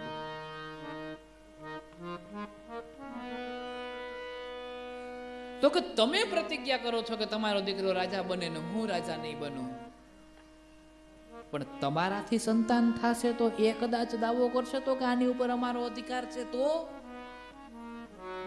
ભીષ્મ પિતામહ કહે છે તો તમે મારી બીજી પ્રતિજ્ઞા સાંભળી લ્યો, હું આજીવન વિવાહ નહીં કરું અને બ્રહ્મચર્યનું પાલન કરીશ. અને દેવરથે એટલે કે ભીષ્મ પિતામહે બ્રહ્મચર્યનું પાલન કર્યું છે. કેવલ અને કેવલ શરીરની ઇન્દ્રિયોથી નહીં, મનથી પણ બ્રહ્મચર્યનું પાલન કર્યું છે. જય હો. અને એટલે ભગવાન એમ કહેવાય છે કે યુદ્ધના મેદાનની અંદર બાણની સૈયાઓ ઉપર જ્યારે સૂતા હતા ને ત્યારે ભગવાનને પ્રાર્થના કરતા કરતા દેવી શ્રીમદ ભાગવતની અંદર આ વાતનું વર્ણન કર્યું છે કે ઇતિમતી ચંપક, આ મારી મતી છે ને એ એકદમ બ્રહ્મચર્યને પાલન કરીને બેઠી છે. હે ભગવાન, મારે મારી આ મતીને તમારી હારે પરણાવવી છે. મારે મારી બુદ્ધિને તમારી સાથે એનો વિવાહ કરાવવો છે. ભાગવતની કથા કરશું ને ત્યારે આનો વિસ્તારથી આપણે એનો આ પ્રસંગને સાંભળશું. અને ત્યારે દીકરી કેવી, લગ્ન કરવા માટે દીકરી કેવી હોવી જોઈએ અને દીકરો કેવો હોવો જોઈએ, આ વાતનું વર્ણન એની અંદર ભીષ્મ પિતામહ કરે છે. આ સ્તુતિ છે આખી, ઇતિમતી ચંપક, આ આખી સ્તુતિ છે, ભીષ્મ સ્તુતિ કીધી છે. અને ત્યારે પિતામહ ભીષ્મ છે એ પ્રતિજ્ઞા કરે છે કે હું આજીવન બ્રહ્મચર્યનું પાલન કરીશ. અને ત્યારે આજીવન બ્રહ્મચર્યનું જે પાલન કર્યું છે ત્યારે મત્સ્યગંધા છે એ શાંતનુ સાથે વિવાહ કરવા માટે તૈયાર થયા છે. અને સ્વાર્થથી વિવાહ કર્યા છે એટલે સ્વાર્થમાં હંમેશા દુઃખ જ ઊભું થાય છે. એટલે મત્સ્યગંધા શું છે તો કે સ્વાર્થ છે. જોજો આ બધી જ જે કથાઓ છે ને આપણા જીવનમાં ઉતારવાની છે. એકાદ કથા કદાચ આ શાસ્ત્રમાંથી છૂટી જાય કાંઈ વાંધો નહીં, કોઈ દોષ નથી, પણ જે કથા આપણે સાંભળીએ છીએ એ કથાને આપણે આપણા જીવનમાં ઉતારીએ. બધી જ કથાને સાંભળવી એવું જરૂરી નથી, પણ એક કથાને સાંભળીને આપણા જીવનમાં ઉતારી લઈએ અને એ પ્રમાણે જીવીએ તો એ આનંદ આવે. મત્સ્યગંધા સ્વાર્થ છે, શાંતનું પણ સ્વાર્થ છે. શા માટે તો કે શાંતનું એ જે વિવાહ કર્યો છે એ કેવલ અને કેવલ શરીરના વિકાર માટે વિવાહ કર્યો છે, અને મત્સ્યગંધાએ જે વિવાહ કર્યો છે મારા દીકરા હસ્તિનાપુરના રાજા બને એ શરતથી વિવાહ કર્યો છે. એટલે સ્વાર્થ છે, એટલે બંને સ્વાર્થ છે, એટલે બંનેથી જે ઉત્પન્ન થયા છે, સ્વાર્થથી હંમેશા દુઃખ જ ઉત્પન્ન થાય. એટલે બંનેથી જે બે દીકરા ઉત્પન્ન થયા છે એ દીકરા અંતે દુઃખ આપે છે, એ વેલો અંતે દુઃખ આપે છે. અને દુઃખ જ આપ્યું. ભીષ્મ પિતામહે એના પિતાના વિવાહ કરાવ્યા છે, અને એના પિતાના વિવાહ થયા છે. એ ભીષ્મ પિતામહ પિતાના વિવાહ કરાવે છે, એનાથી બે સંતાનો ઉત્પન્ન થયા. એક છે વિચિત્રવીર્ય અને એક છે ચિત્રાંગદ. ચિત્રાંગદ અને વિચિત્રવીર્ય આ બંને ધીરે ધીરે કરતા કરતા મોટા થવા લાગ્યા છે. બંને જ્યાં મોટા થયા છે, વાત કંઈક એવી છે કે એક સમય આવ્યો, વિવાહનો સમય થયો, અને સત્યવતીના કહેવાથી ભગવાન ભીષ્મ પિતામહ છે કાશી નગરીમાં જાય છે, અને કાશી રાજની 3 દીકરીઓનો ત્યાં સ્વયંવર હોય છે. અને 3 દીકરીઓનું નામ હોય છે અંબા, અંબિકા અને અંબાલિકા. એમાં અંબા જે છે એને મનોમન એક રાજાને પતિ તરીકે ધારણ કરી લીધો હોય છે, અને સ્વયંવરની અંદર એને જ વરમાળા ધારણ કરાવશે એવો એને નિર્ણય કરી લીધો. પરંતુ એની અંદર યુદ્ધ થાય છે, અને જેને માળા પહેરાવવાની છે એ મૃત્યુ પામે છે. ત્યારે અંબા છે ભીષ્મ પિતામહને જઈને કહે છે કે તમે મારા ધણીને મારી નાખ્યો છે અને મેં મનોમન એને પતિ તરીકે ધારણ કરી લીધો હતો. અને ત્યારે ભીષ્મ પિતામહે એવું કીધું કે જો તમે એને મનોમન પતિ તરીકે ધારણ કર્યો હોય ને તો આ સ્વયંવર છે ને એ એક દગો છે. તમે એને મનમાં ને મનમાં પતિ જ ધારણ કરી લીધો તો પછી તમારે સ્વયંવર રાખવાની જરૂર શું હતી? તમારે પહેલા કહી દેવું હતું ને. અને ભીષ્મ પિતામહ હાથમાં ધનુષ્ય લઈને પડકાર કરીને કાશીરાજને કહે છે કે તમારી બીજી બે દીકરીઓને પણ પૂછી લ્યો, એને પણ મનમાં ને મનમાં કોઈ વ્યક્તિને ધણી તરીકે ધારણ નથી કરી લીધો ને.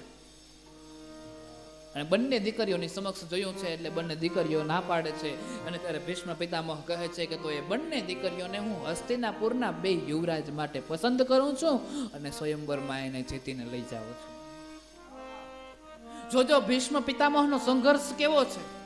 એ ભીષ્મ પિતામહે એના પિતાના લગ્ન કરાવ્યા અને એના પિતાના સંતાનોના લગ્ન કરાવ્યા. અને અંબિકા અને અંબાલિકાને બંનેને લઈ આવ્યા છે. ચિત્રાંગદ અને વિચિત્રવીર્યની સાથે એનો વિવાહ કરાવ્યો છે.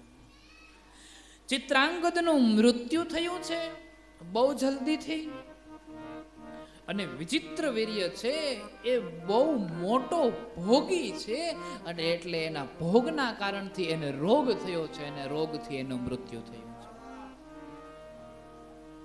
અને રોગથી એનું મૃત્યુ થયું છે. અને એટલા માટે એમ કહેવાય છે કે સત્યવતીએ ભીષ્મને એવું કીધું કે હવે તું વિવાહ કરી લે. આની જગ્યાએ સત્યવતીએ તે દિવસે ભીષ્મ પિતામહ પાસે બ્રહ્મચર્યની પ્રતિજ્ઞા ન લેવડાવી હોત તો. કારણ કે આ વિચિત્ર વીર્ય પણ નથી અને ચિત્રાંગદ પણ નથી અને એના બેમાંથી એકયના સંતાનોય નથી. એટલે હસ્તિનાપુરની રાજ્ય ગાદીને સંભાળી શકે ને એવું કોઈ હાજરમાં નથી. અને હસ્તિનાપુરની રાજગાદી સંભાળી શકે એવું કોઈ હાજરમાં નથી. એટલે સત્યવતી મૂંઝાણા કે હવે આનો રાજા કોને બનાવવો. અને જે રાજગાદી રાજા વગરની હોય, જે રાજ્ય રાજા વગરનું હોય, એ રાજ્ય ઉપર અનેક રાજાઓની નજર હોય. અને એટલા માટે થઈ સત્યવતી મનોમન વિચાર કરે છે કે હવે ભીષ્મને કહું કે તું તારી પ્રતિજ્ઞા તોડી નાખ અને તું વિવાહ કરી લે. ત્યારે એમ કહેવાય છે કે કદાચ જો ભીષ્મ પિતામહે વિવાહ કરી લીધો હોત ને તો દુર્યોધન જેવો આ ધરતી ઉપર પાપીએ જન્મ ધારણ ન કર્યો. ભગવાન શ્રી કૃષ્ણ છે એ ભીષ્મ પિતામહને સમજાવવા માટે થઈ અને એને એવી પ્રતિજ્ઞા લીધી હતી કે મહાભારતના યુદ્ધમાં હું શસ્ત્રને ધારણ નહીં કરું. પણ ભીષ્મ પિતામહને સમજાવવા માટે થઈને શસ્ત્રનું હાથમાં ગાડાનું પૈડું લઈ લે છે. સમજાવે છે કે ક્યારેક એવો સમય આવે ને ધર્મનું કલ્યાણ થતું હોય ને તો પ્રતિજ્ઞાને તોડી નખાય. કારણ કે ધર્મનું કલ્યાણ કરવાનું છે, સમાજનું કલ્યાણ કરવાનું છે. તમારી પ્રતિજ્ઞા એટલી પણ કઠોર ન હોવી જોઈએ કે જેનાથી સમાજને દુઃખ પડે. તમારી પ્રતિજ્ઞા એટલી પણ કઠોર ન હોવી જોઈએ કે જેનાથી સમાજને નુકસાન થાય. અને એટલા માટે થઈ ભગવાન સુંદર ભાવથી આ પવિત્ર ચર્ચાને દર્શાવે છે, પવિત્ર કથાને વર્ણવે છે.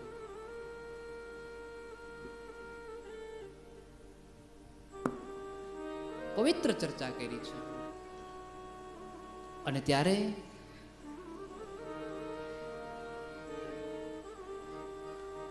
ભીષ્મ પિતામહ લગ્ન કરવાની ના પાડી દે છે કે હું મારી પ્રતિજ્ઞા નહીં તોડું.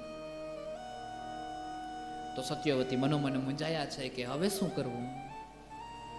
અને દુઃખી મનથી સત્યવતી ભીષ્મ પિતામહને એવું કહે છે કે સાંભળો ભીષ્મ, તમે એક કામ કરો, આજ કોઈક વ્યાસ જેવો કોઈ મુનિ હોય, કોઈ ઋષિ હોય તો એ આમાંથી નીકળવાનો કંઈક રસ્તો બતાવે. ને સત્યવતી કહે છે તે વ્યાસ તો મારો જ દીકરો છે, એ વ્યાસને બોલાવો અને આમાંથી નીકળવાનો રસ્તો આપે. અને આમેય તે સત્યવતી કહે છે કે વ્યાસે મને સંદેશ દીધો છે, વ્યાસે મને કીધું છે કે માં તમે જ્યારે મને યાદ કરશો ને ત્યારે હું તમારી સમક્ષ હાજર થઈ જઈશ. સત્યવતી વ્યાસને યાદ કરે છે અને પોતાની મુશ્કેલીઓ એની સમક્ષ રાખે છે. સત્યવતી કહે છે કે સાંભળો વ્યાસ, તમે મારા દીકરાની વધુઓને એટલે કે દીકરાની પત્નીઓને તમે પુત્ર પ્રાપ્તિ કરાવો મંત્ર વડે. એક એવો મંત્ર બોલો કે જેની ગર્ભની અંદર પુત્ર રહી જાય અને આ હસ્તિનાપુરનો કોઈ રાજવારસ મળી જાય. અને ત્યારે ભગવાન વેદવ્યાસજી છે એ સત્યવતીને કહે છે કે હું મંત્ર વડે પુત્ર તો આપું, પરંતુ હે માં, હે સત્યવતી સાંભળો, એ મંત્ર વડે હું પુત્ર આપીશ, પણ મારા આ સ્વરૂપને તમારી પુત્રવધુઓ જોઈને સહન કરી શકશે? મારું આ રૂપ બહુ ભયંકર છે. મારું આ શરીર હદથી 12 શ્યામ વર્ણનું છે. એક હદ કરતા વધારે શ્યામ વર્ણનું છે. શ્યામ કહેતા કાળું. મારી આ આંખો એક હદ કરતા વધારે લાલ રંગની છે. અને મારી આ માથાની જટાઓ તો એટલી લાંબી છે કે ખબર નહીં એમાં કેટલા પક્ષીઓના માળા હશે.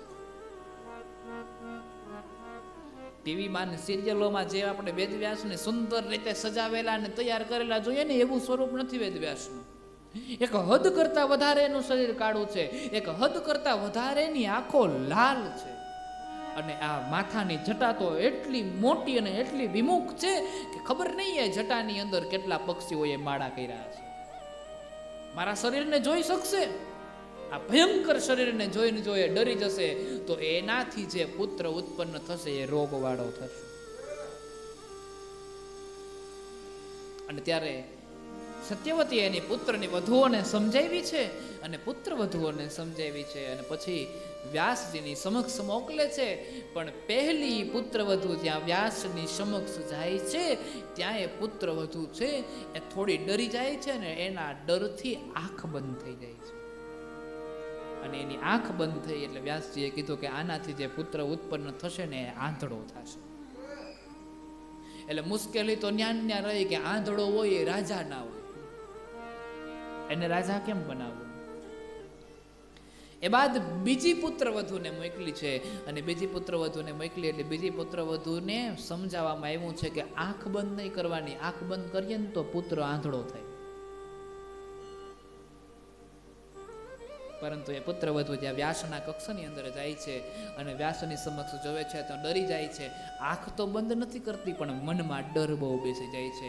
એટલે એનાથી જે પુત્ર ઉત્પન્ન થાય છે એ પાંડળો પુત્ર ઉત્પન્ન થાય છે એટલો કહેવામાં આવે છે.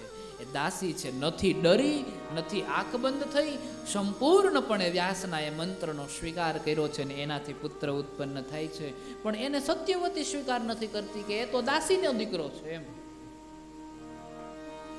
ઘણી વખત આપણને આપણો અહંકાર ખાઈ જાય છે ભગવાન.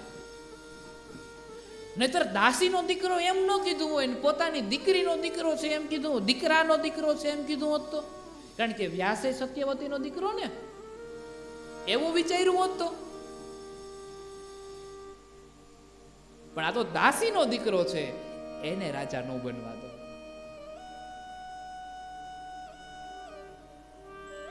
હવે જો ફરી પાછા ત્યાં આવી જઈએ આપણે, સ્વાર્થથી જે ઉત્પન્ન થાય એ દુઃખ જ ઉત્પન્ન થાય. ચિત્રાંગદ અને વિચિત્ર વીર્ય જન્મમાં શું મળ્યું છે? મૃત્યુ પામ્યા, દુઃખ. ધૃતરાષ્ટ્રનો જન્મ થયો છે, કેવો છે? આંધળો, દુઃખ. પાંડુનો જન્મ થયો છે, કેવો છે? પાંડુ રોગ વાળો, દુઃખ.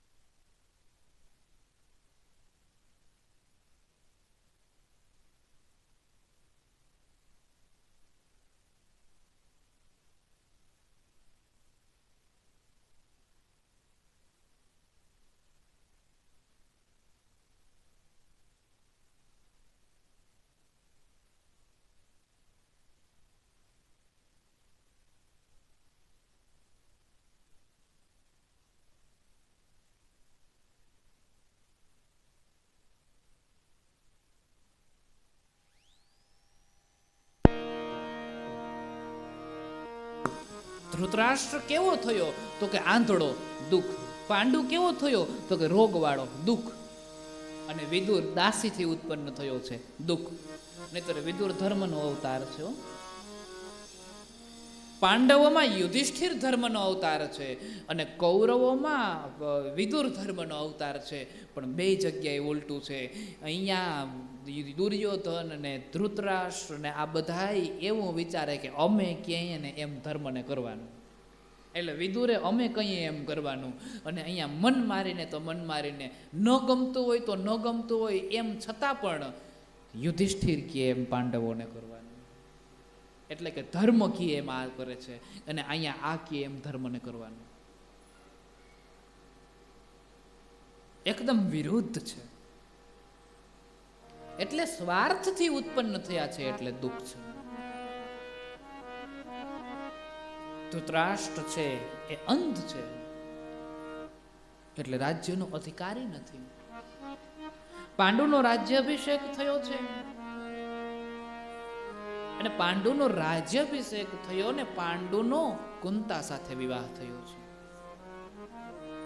ભગવાન બને છે એવું કુંતા સાથે એનો વિવાહ કરવામાં આવ્યો.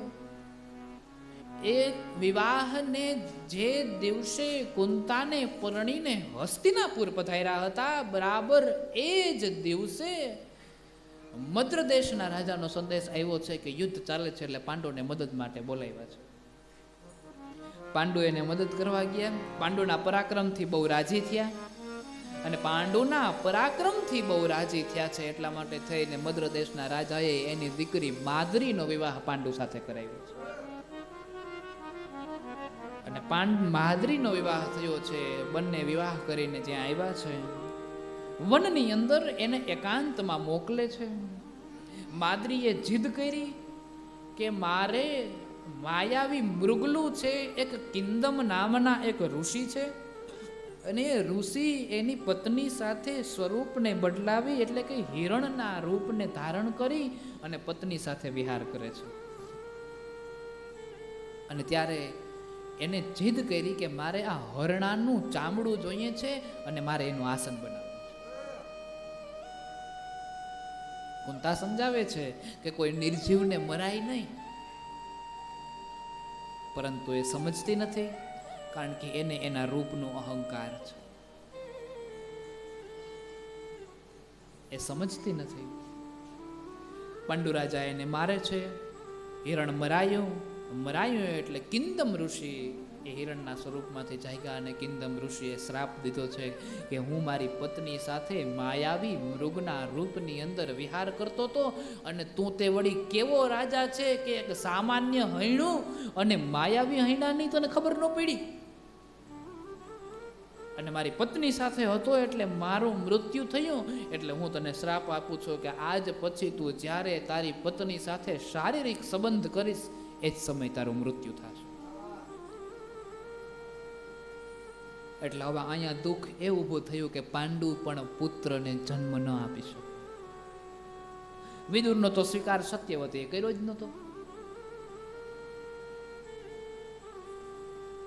પાંડુ અને ધૃતરાષ્ટ્રની વચ્ચે હર હંમેશની માટે નાનો વિવાદ ચાલતો હતો, પરંતુ પાંડુ બહુ સમજદાર હતો અને ધૃતરાષ્ટ્ર થોડો અહંકારી હતો.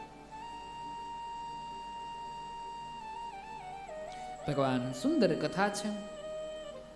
પાંડુએ કિંદમ ઋષિને માર્યા છે એટલા માટે પાંડુ સમજી અને રાજ્યનો ત્યાગ કરી દે છે કે હવે હું રાજ્ય કરવાને યોગ્ય નથી. એની જગ્યાએ આપણે હોય તો વાતને હતાડી દઈએ. હવે ક્યાં દુનિયાને ખબર છે કે આપણે જાણીએ તેરી ચૂપ મેરી ચૂપ, બે પૈસા આપીને દબાવી દઈએ, કોઈને કહેતો નહીં કે. પણ ન્યાય વાળો રાજા હતો અને જ્યાં ન્યાય હોય ન્યાય ધર્મ હોય. એટલે પાંડુ ન્યાય સહિત જીવતો હતો એટલે એને આંગણે ધર્મરાજ યુધિષ્ઠિરનો અવતાર થયો.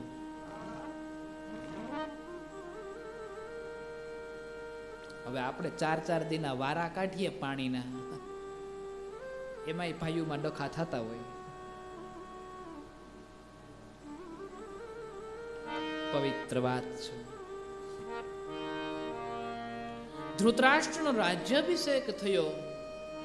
એક બાજુ અહીંયા પાંડવો વનમાં રહે છે અને દુર્વાસા ઋષિના આપેલા મંત્રથી કુંતા 3 પુત્રને જન્મ આપે છે.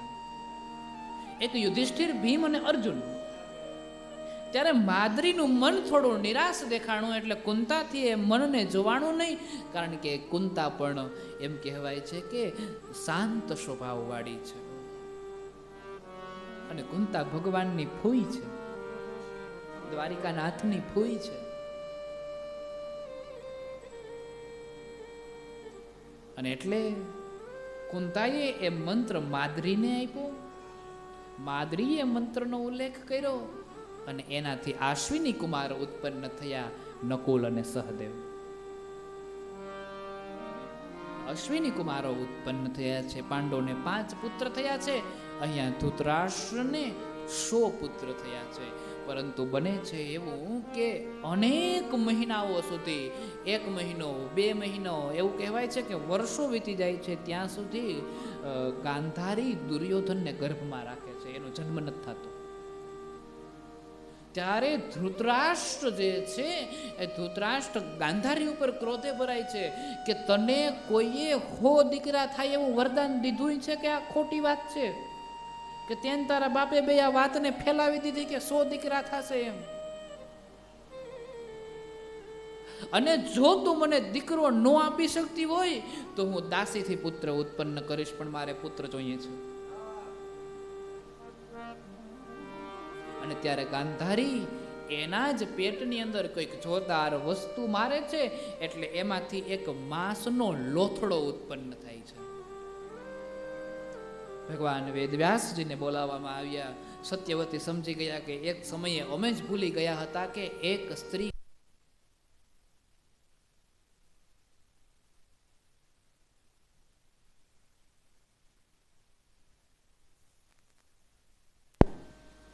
સ્ત્રી ક્યારેય 100 દીકરાઓને જન્મ ન આપી શકે. એક સ્ત્રી જો 100 દીકરાઓને જન્મ આપે તો એ સ્ત્રી મૃત્યુ પામે. અને એટલા માટે થઈ સત્યવતી કહે છે કે અમારી જ ભૂલ હતી. વ્યાસજીને બોલાવવામાં આવ્યા અને વ્યાસને બોલાવ્યા છે. વ્યાસજી આવ્યા છે અને એ માંસના લોથડામાંથી 100 ટુકડા કર્યા. 100 ટુકડા કરીને એક માટલામાં મૂક્યા અને માટલામાં મૂકીને એમાં મંત્રોચ્ચાર કર્યા છે. મંત્રોચ્ચારથી એ માટલાની અંદર ધૃતરાષ્ટ્રના 100 દીકરા પાક્યા છે. આ વિજ્ઞાન આજ પણ છે. જ્યારે માતાના ગર્ભમાંથી બાળક કાચું કે અમુક સમય પહેલા જ્યારે જન્મ લઈ જાય છે ત્યારે ડોક્ટરો દ્વારા એને કાચની પેટી મૂકવામાં આવે. તો વિચાર કર્યો છે વેદવ્યાસથી મોટો ડોક્ટર બીજો કોણ હોય? માટલામાં એ ગર્ભ પાક્યો છે. પેલા પુત્ર દુર્યોધનનો ઉત્પત્તિ થઈ.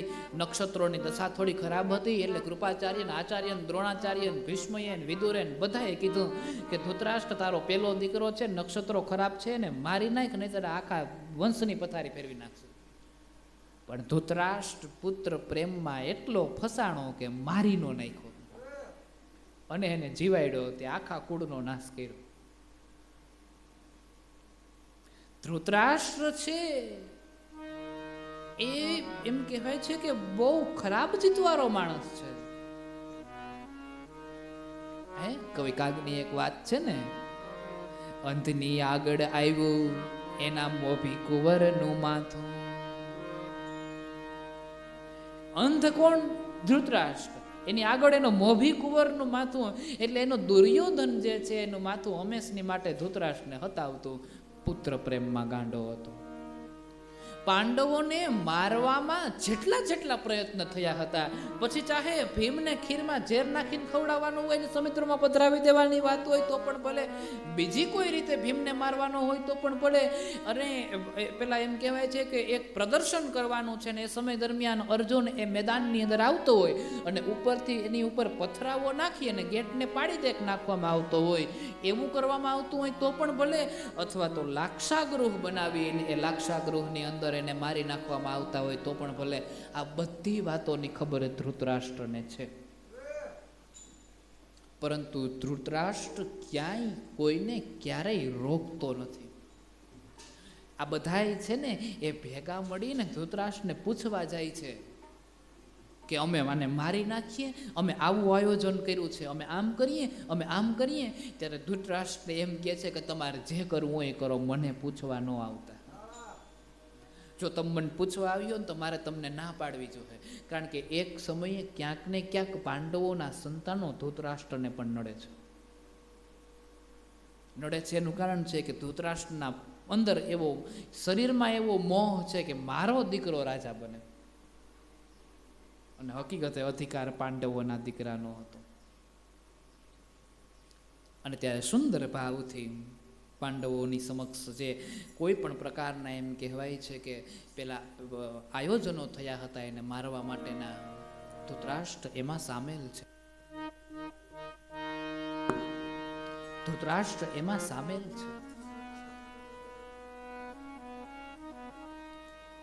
પાંડવો ને વનમાં મોકલવાના હોય, પાંડવોને અજ્ઞાતવાસ આપવાનો હોય, કે પછી જુગારની જે કોઈ પણ બાબતો છે એમાં પાંડવોને હરાવવાના હોય, પછી ચાહે કોઈ પણ બાબત હોય, લાક્ષાગૃહમાં મારવાના હોય, કોઈ બાબત હોય, એમાં ધૃતરાષ્ટ્ર સામેલ છે. પવિત્ર ભાવથી એમ કહેવાય છે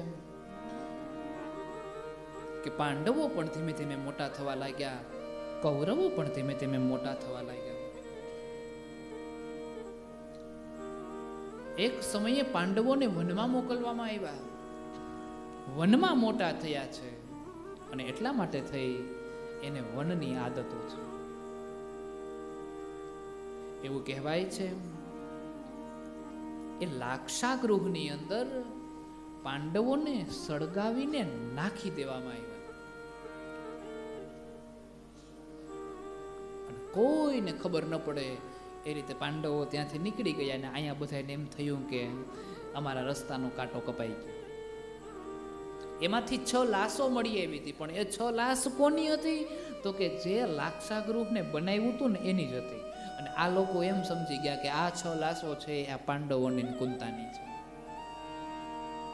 બહુ લાંબા સમયે ખબર પડે છે કે જ્યારે દ્રૌપદીનું સ્વયંવર હોય છે અને અર્જુન છે એ સ્વયંવરની અંદર ધનુષ્યને ચલાવે છે અને માછલીની આંખ વીંધે છે અને દ્રૌપદીનો વિવાહ થાય છે, ત્યારે ખબર પડે છે કે પાંડવો તો જીવે છે. અને આ વાતની જ્યાં ખબર પડી છે, ધૃતરાષ્ટ્રની અને દુર્યોધનની આંખો ફાટી રહી ગઈ કે આ તો જીવી ગયા. મતલબ તમે ગમે એને મારવાનો પ્રયત્ન કરો, પ્રભુ એનું જીવન હોય ને તો જીવી જ જાય છે. મારવા વાળો 2 હાથ વાળો છે ને બચાવવા વાળો 1000 હાથ વાળો છે.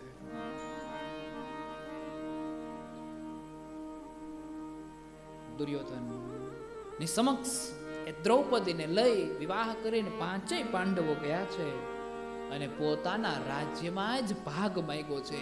ત્યારે દુર્યોધને ક્યાંય ન હાલે ને એવી એક ખાંડવ પ્રસ્થની જગ્યા આપી દીધી કે જેમાં કાંઈ ઉત્પન્ન ન થાય, જેમાં તક્ષક નામનો રાજા છે, તક્ષક રાજા ત્યાં રાજ કરતો હતો. નાગોનું રાજ્ય હતું.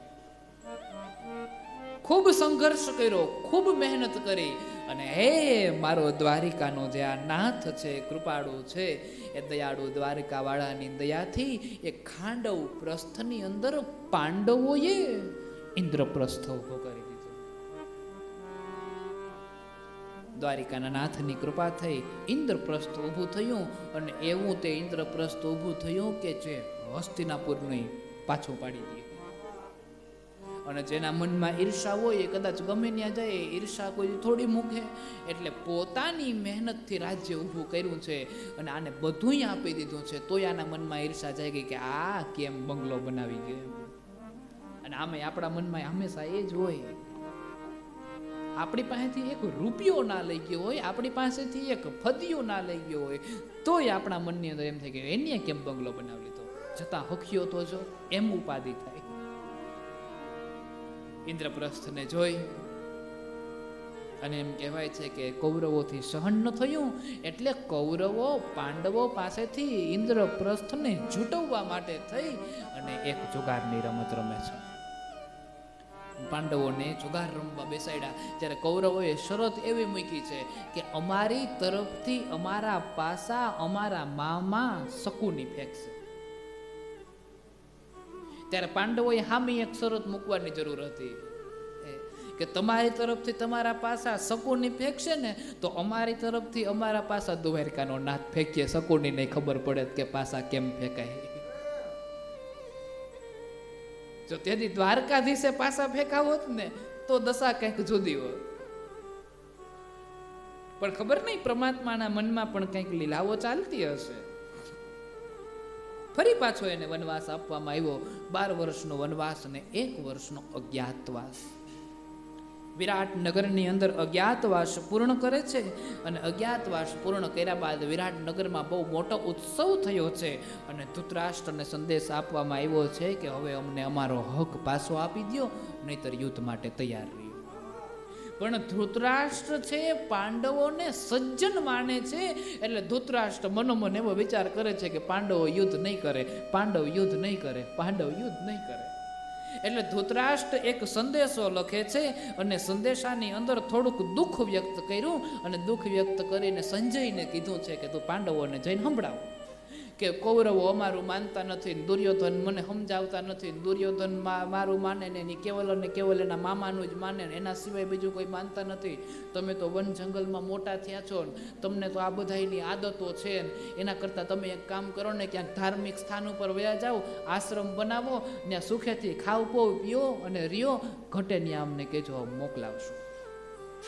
ટૂંકમાં ધૃતરાષ્ટ્ર સંજય દ્વારા પાંડવોને એવું કહેવા માગે છે કે ગંગા કિનારે વયા જાઓ, આશ્રમ બનાવો, અન્નક્ષેત્ર હલાવો અને સાધુ સંતોની સેવા કરો. અને યુધિષ્ઠિર તો આ વાતનો સ્વીકાર કરવા તૈયાર થઈ ગયા, કારણ કે સજ્જન માણસ. પણ યુધિષ્ઠિર હવે કંઈક બોલવા જાય ને એ પેલા દ્વારકાનો નાથ ઉભો થયો અને દ્વારિકાધીશે સંજયને એવું કીધું કે તારા રાજા ધૃતરાષ્ટ્રને જઈને કહી દે, જો પાંડવો અન્નક્ષેત્ર હલાવે ને પાંડવો ધર્મશાળા બનાવે ને તો ધૃતરાષ્ટ્રને જઈને કહી દે પહેલી ધર્મશાળાનું ઉદ્ઘાટન એનું થાય. પેલા એ ગંગા કિનારે જાય અને ગંગા કિનારે જઈને પછી એ ધર્મશાળા બનાવે અને એ ધર્મશાળા બનાવશે ને એ પછી જો કરશે તો પાંડવો કરશે, નહીં કરે નહીતર યુદ્ધ માટે તૈયાર રહેશે. પરંતુ વાત સમજા નથી. આ ભગવાને કૃષ્ણએ યુદ્ધને રોકવા માટે ભીષ્મ પિતામહ પાસે પણ ગયા અને ભીષ્મ પિતામહને જઈને એવું કીધું કે કૌરવો તમારા બળે પ્રતાપ બતાવે છે.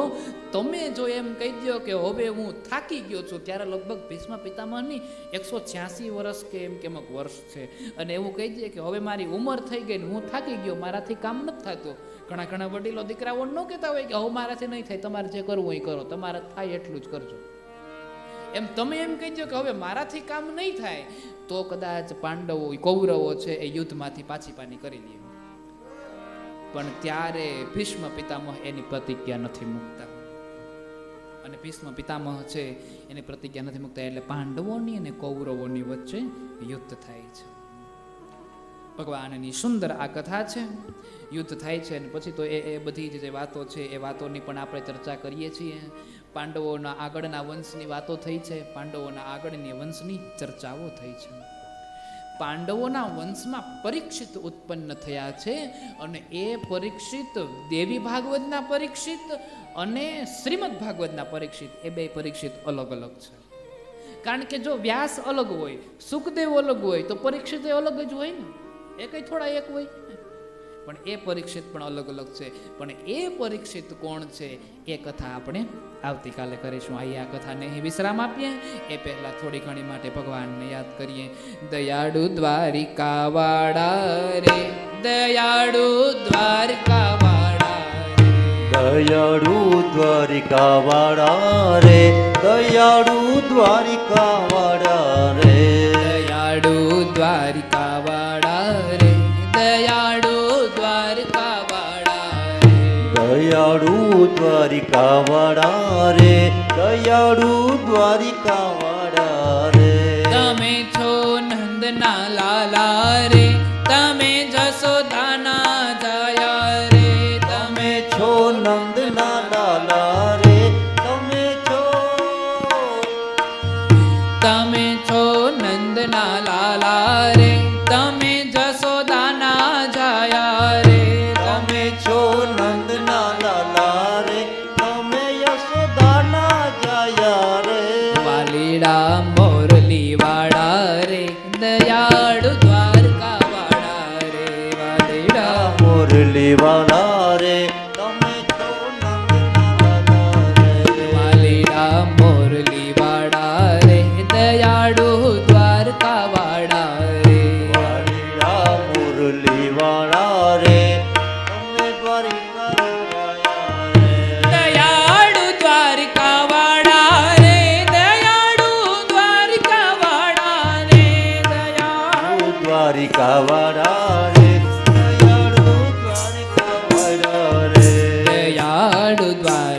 વાળા રે દયાળુ દ્વારિકા વાળા રે દયાળુ દ્વારિકા વાળા રે દયાળુ દ્વારિકા વાળા રે વાલા માખણ ચોરનારા રે વાલીડા મોર પીછવાડા રે વાલા માખણ ચોરનારા રે વાલીડા મોર પીછવાડા રે વાલા માખણ ચોરનારા રે વાલીડા મોર પીછવાડા રે વાલા માખણ ચોરનારા રે વાલીડા મોર પીછવાડા રે એ જી ગાયોના ગોવાડા રે દયાળુ દ્વારકા વાળા રે તમે ગાયોના છો ચારનારા રે દ્વારિકા વાળા તમે.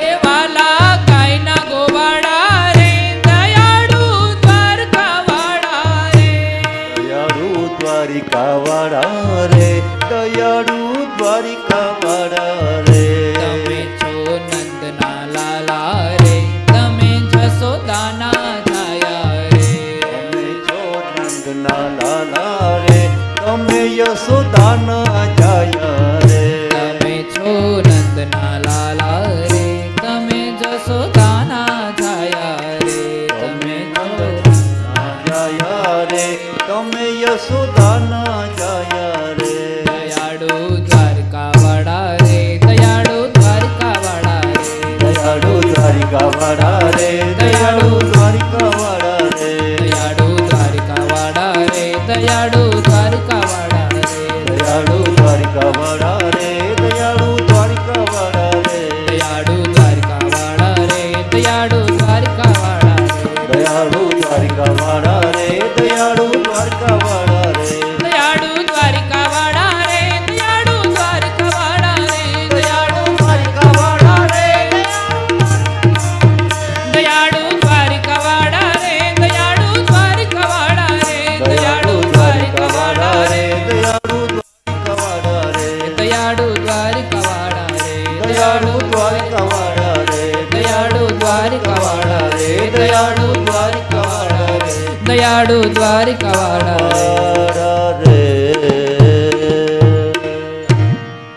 બધા જ બહેનોને વિનંતી છે કે આરતી કરવા માટે આગળ વધારશે.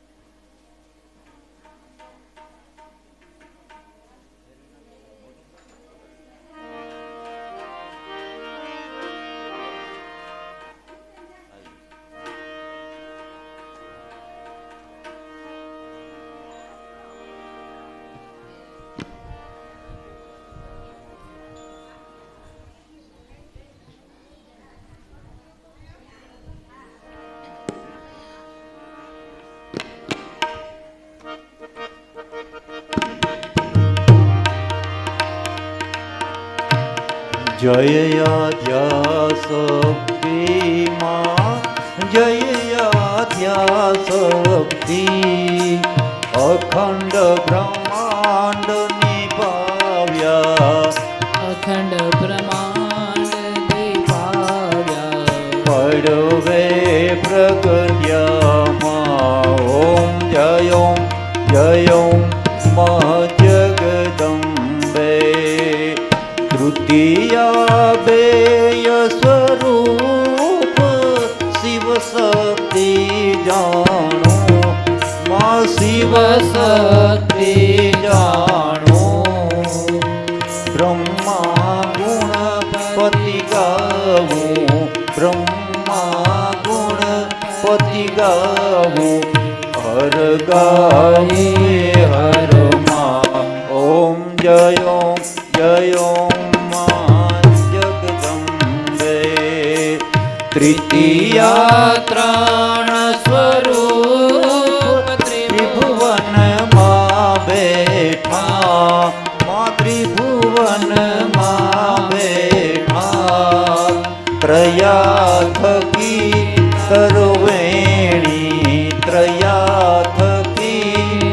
તરવેણી તું તરવેણીમાં ઓમ જય ઓમ માં જગદંબે ચોથે ચતુરા મહાલક્ષ્મી માં સચરાચર વ્યાપ્યા સચરાચર વ્યાપ્યા ચાર ભુજા ચૌદીસા ચાર ભુજા ચૌદીસા પ્રગટ્યા દક્ષિણમાં ઓમ જય ઓમ માં જગદંબે પંચમે પંચરસી પંચમે ગુણપદમાં પંચમે ગુણપદમાં પંચ સહસ્ર ત્યાં સોઈએ પંચ તત્વ ત્યાં સોઈએ પંચે તત્વોમાં ઓમ જય ઓમ માં જગદંબે સૃષ્ટિ તું નારાયણીમાં મહિષાસુર માર્યો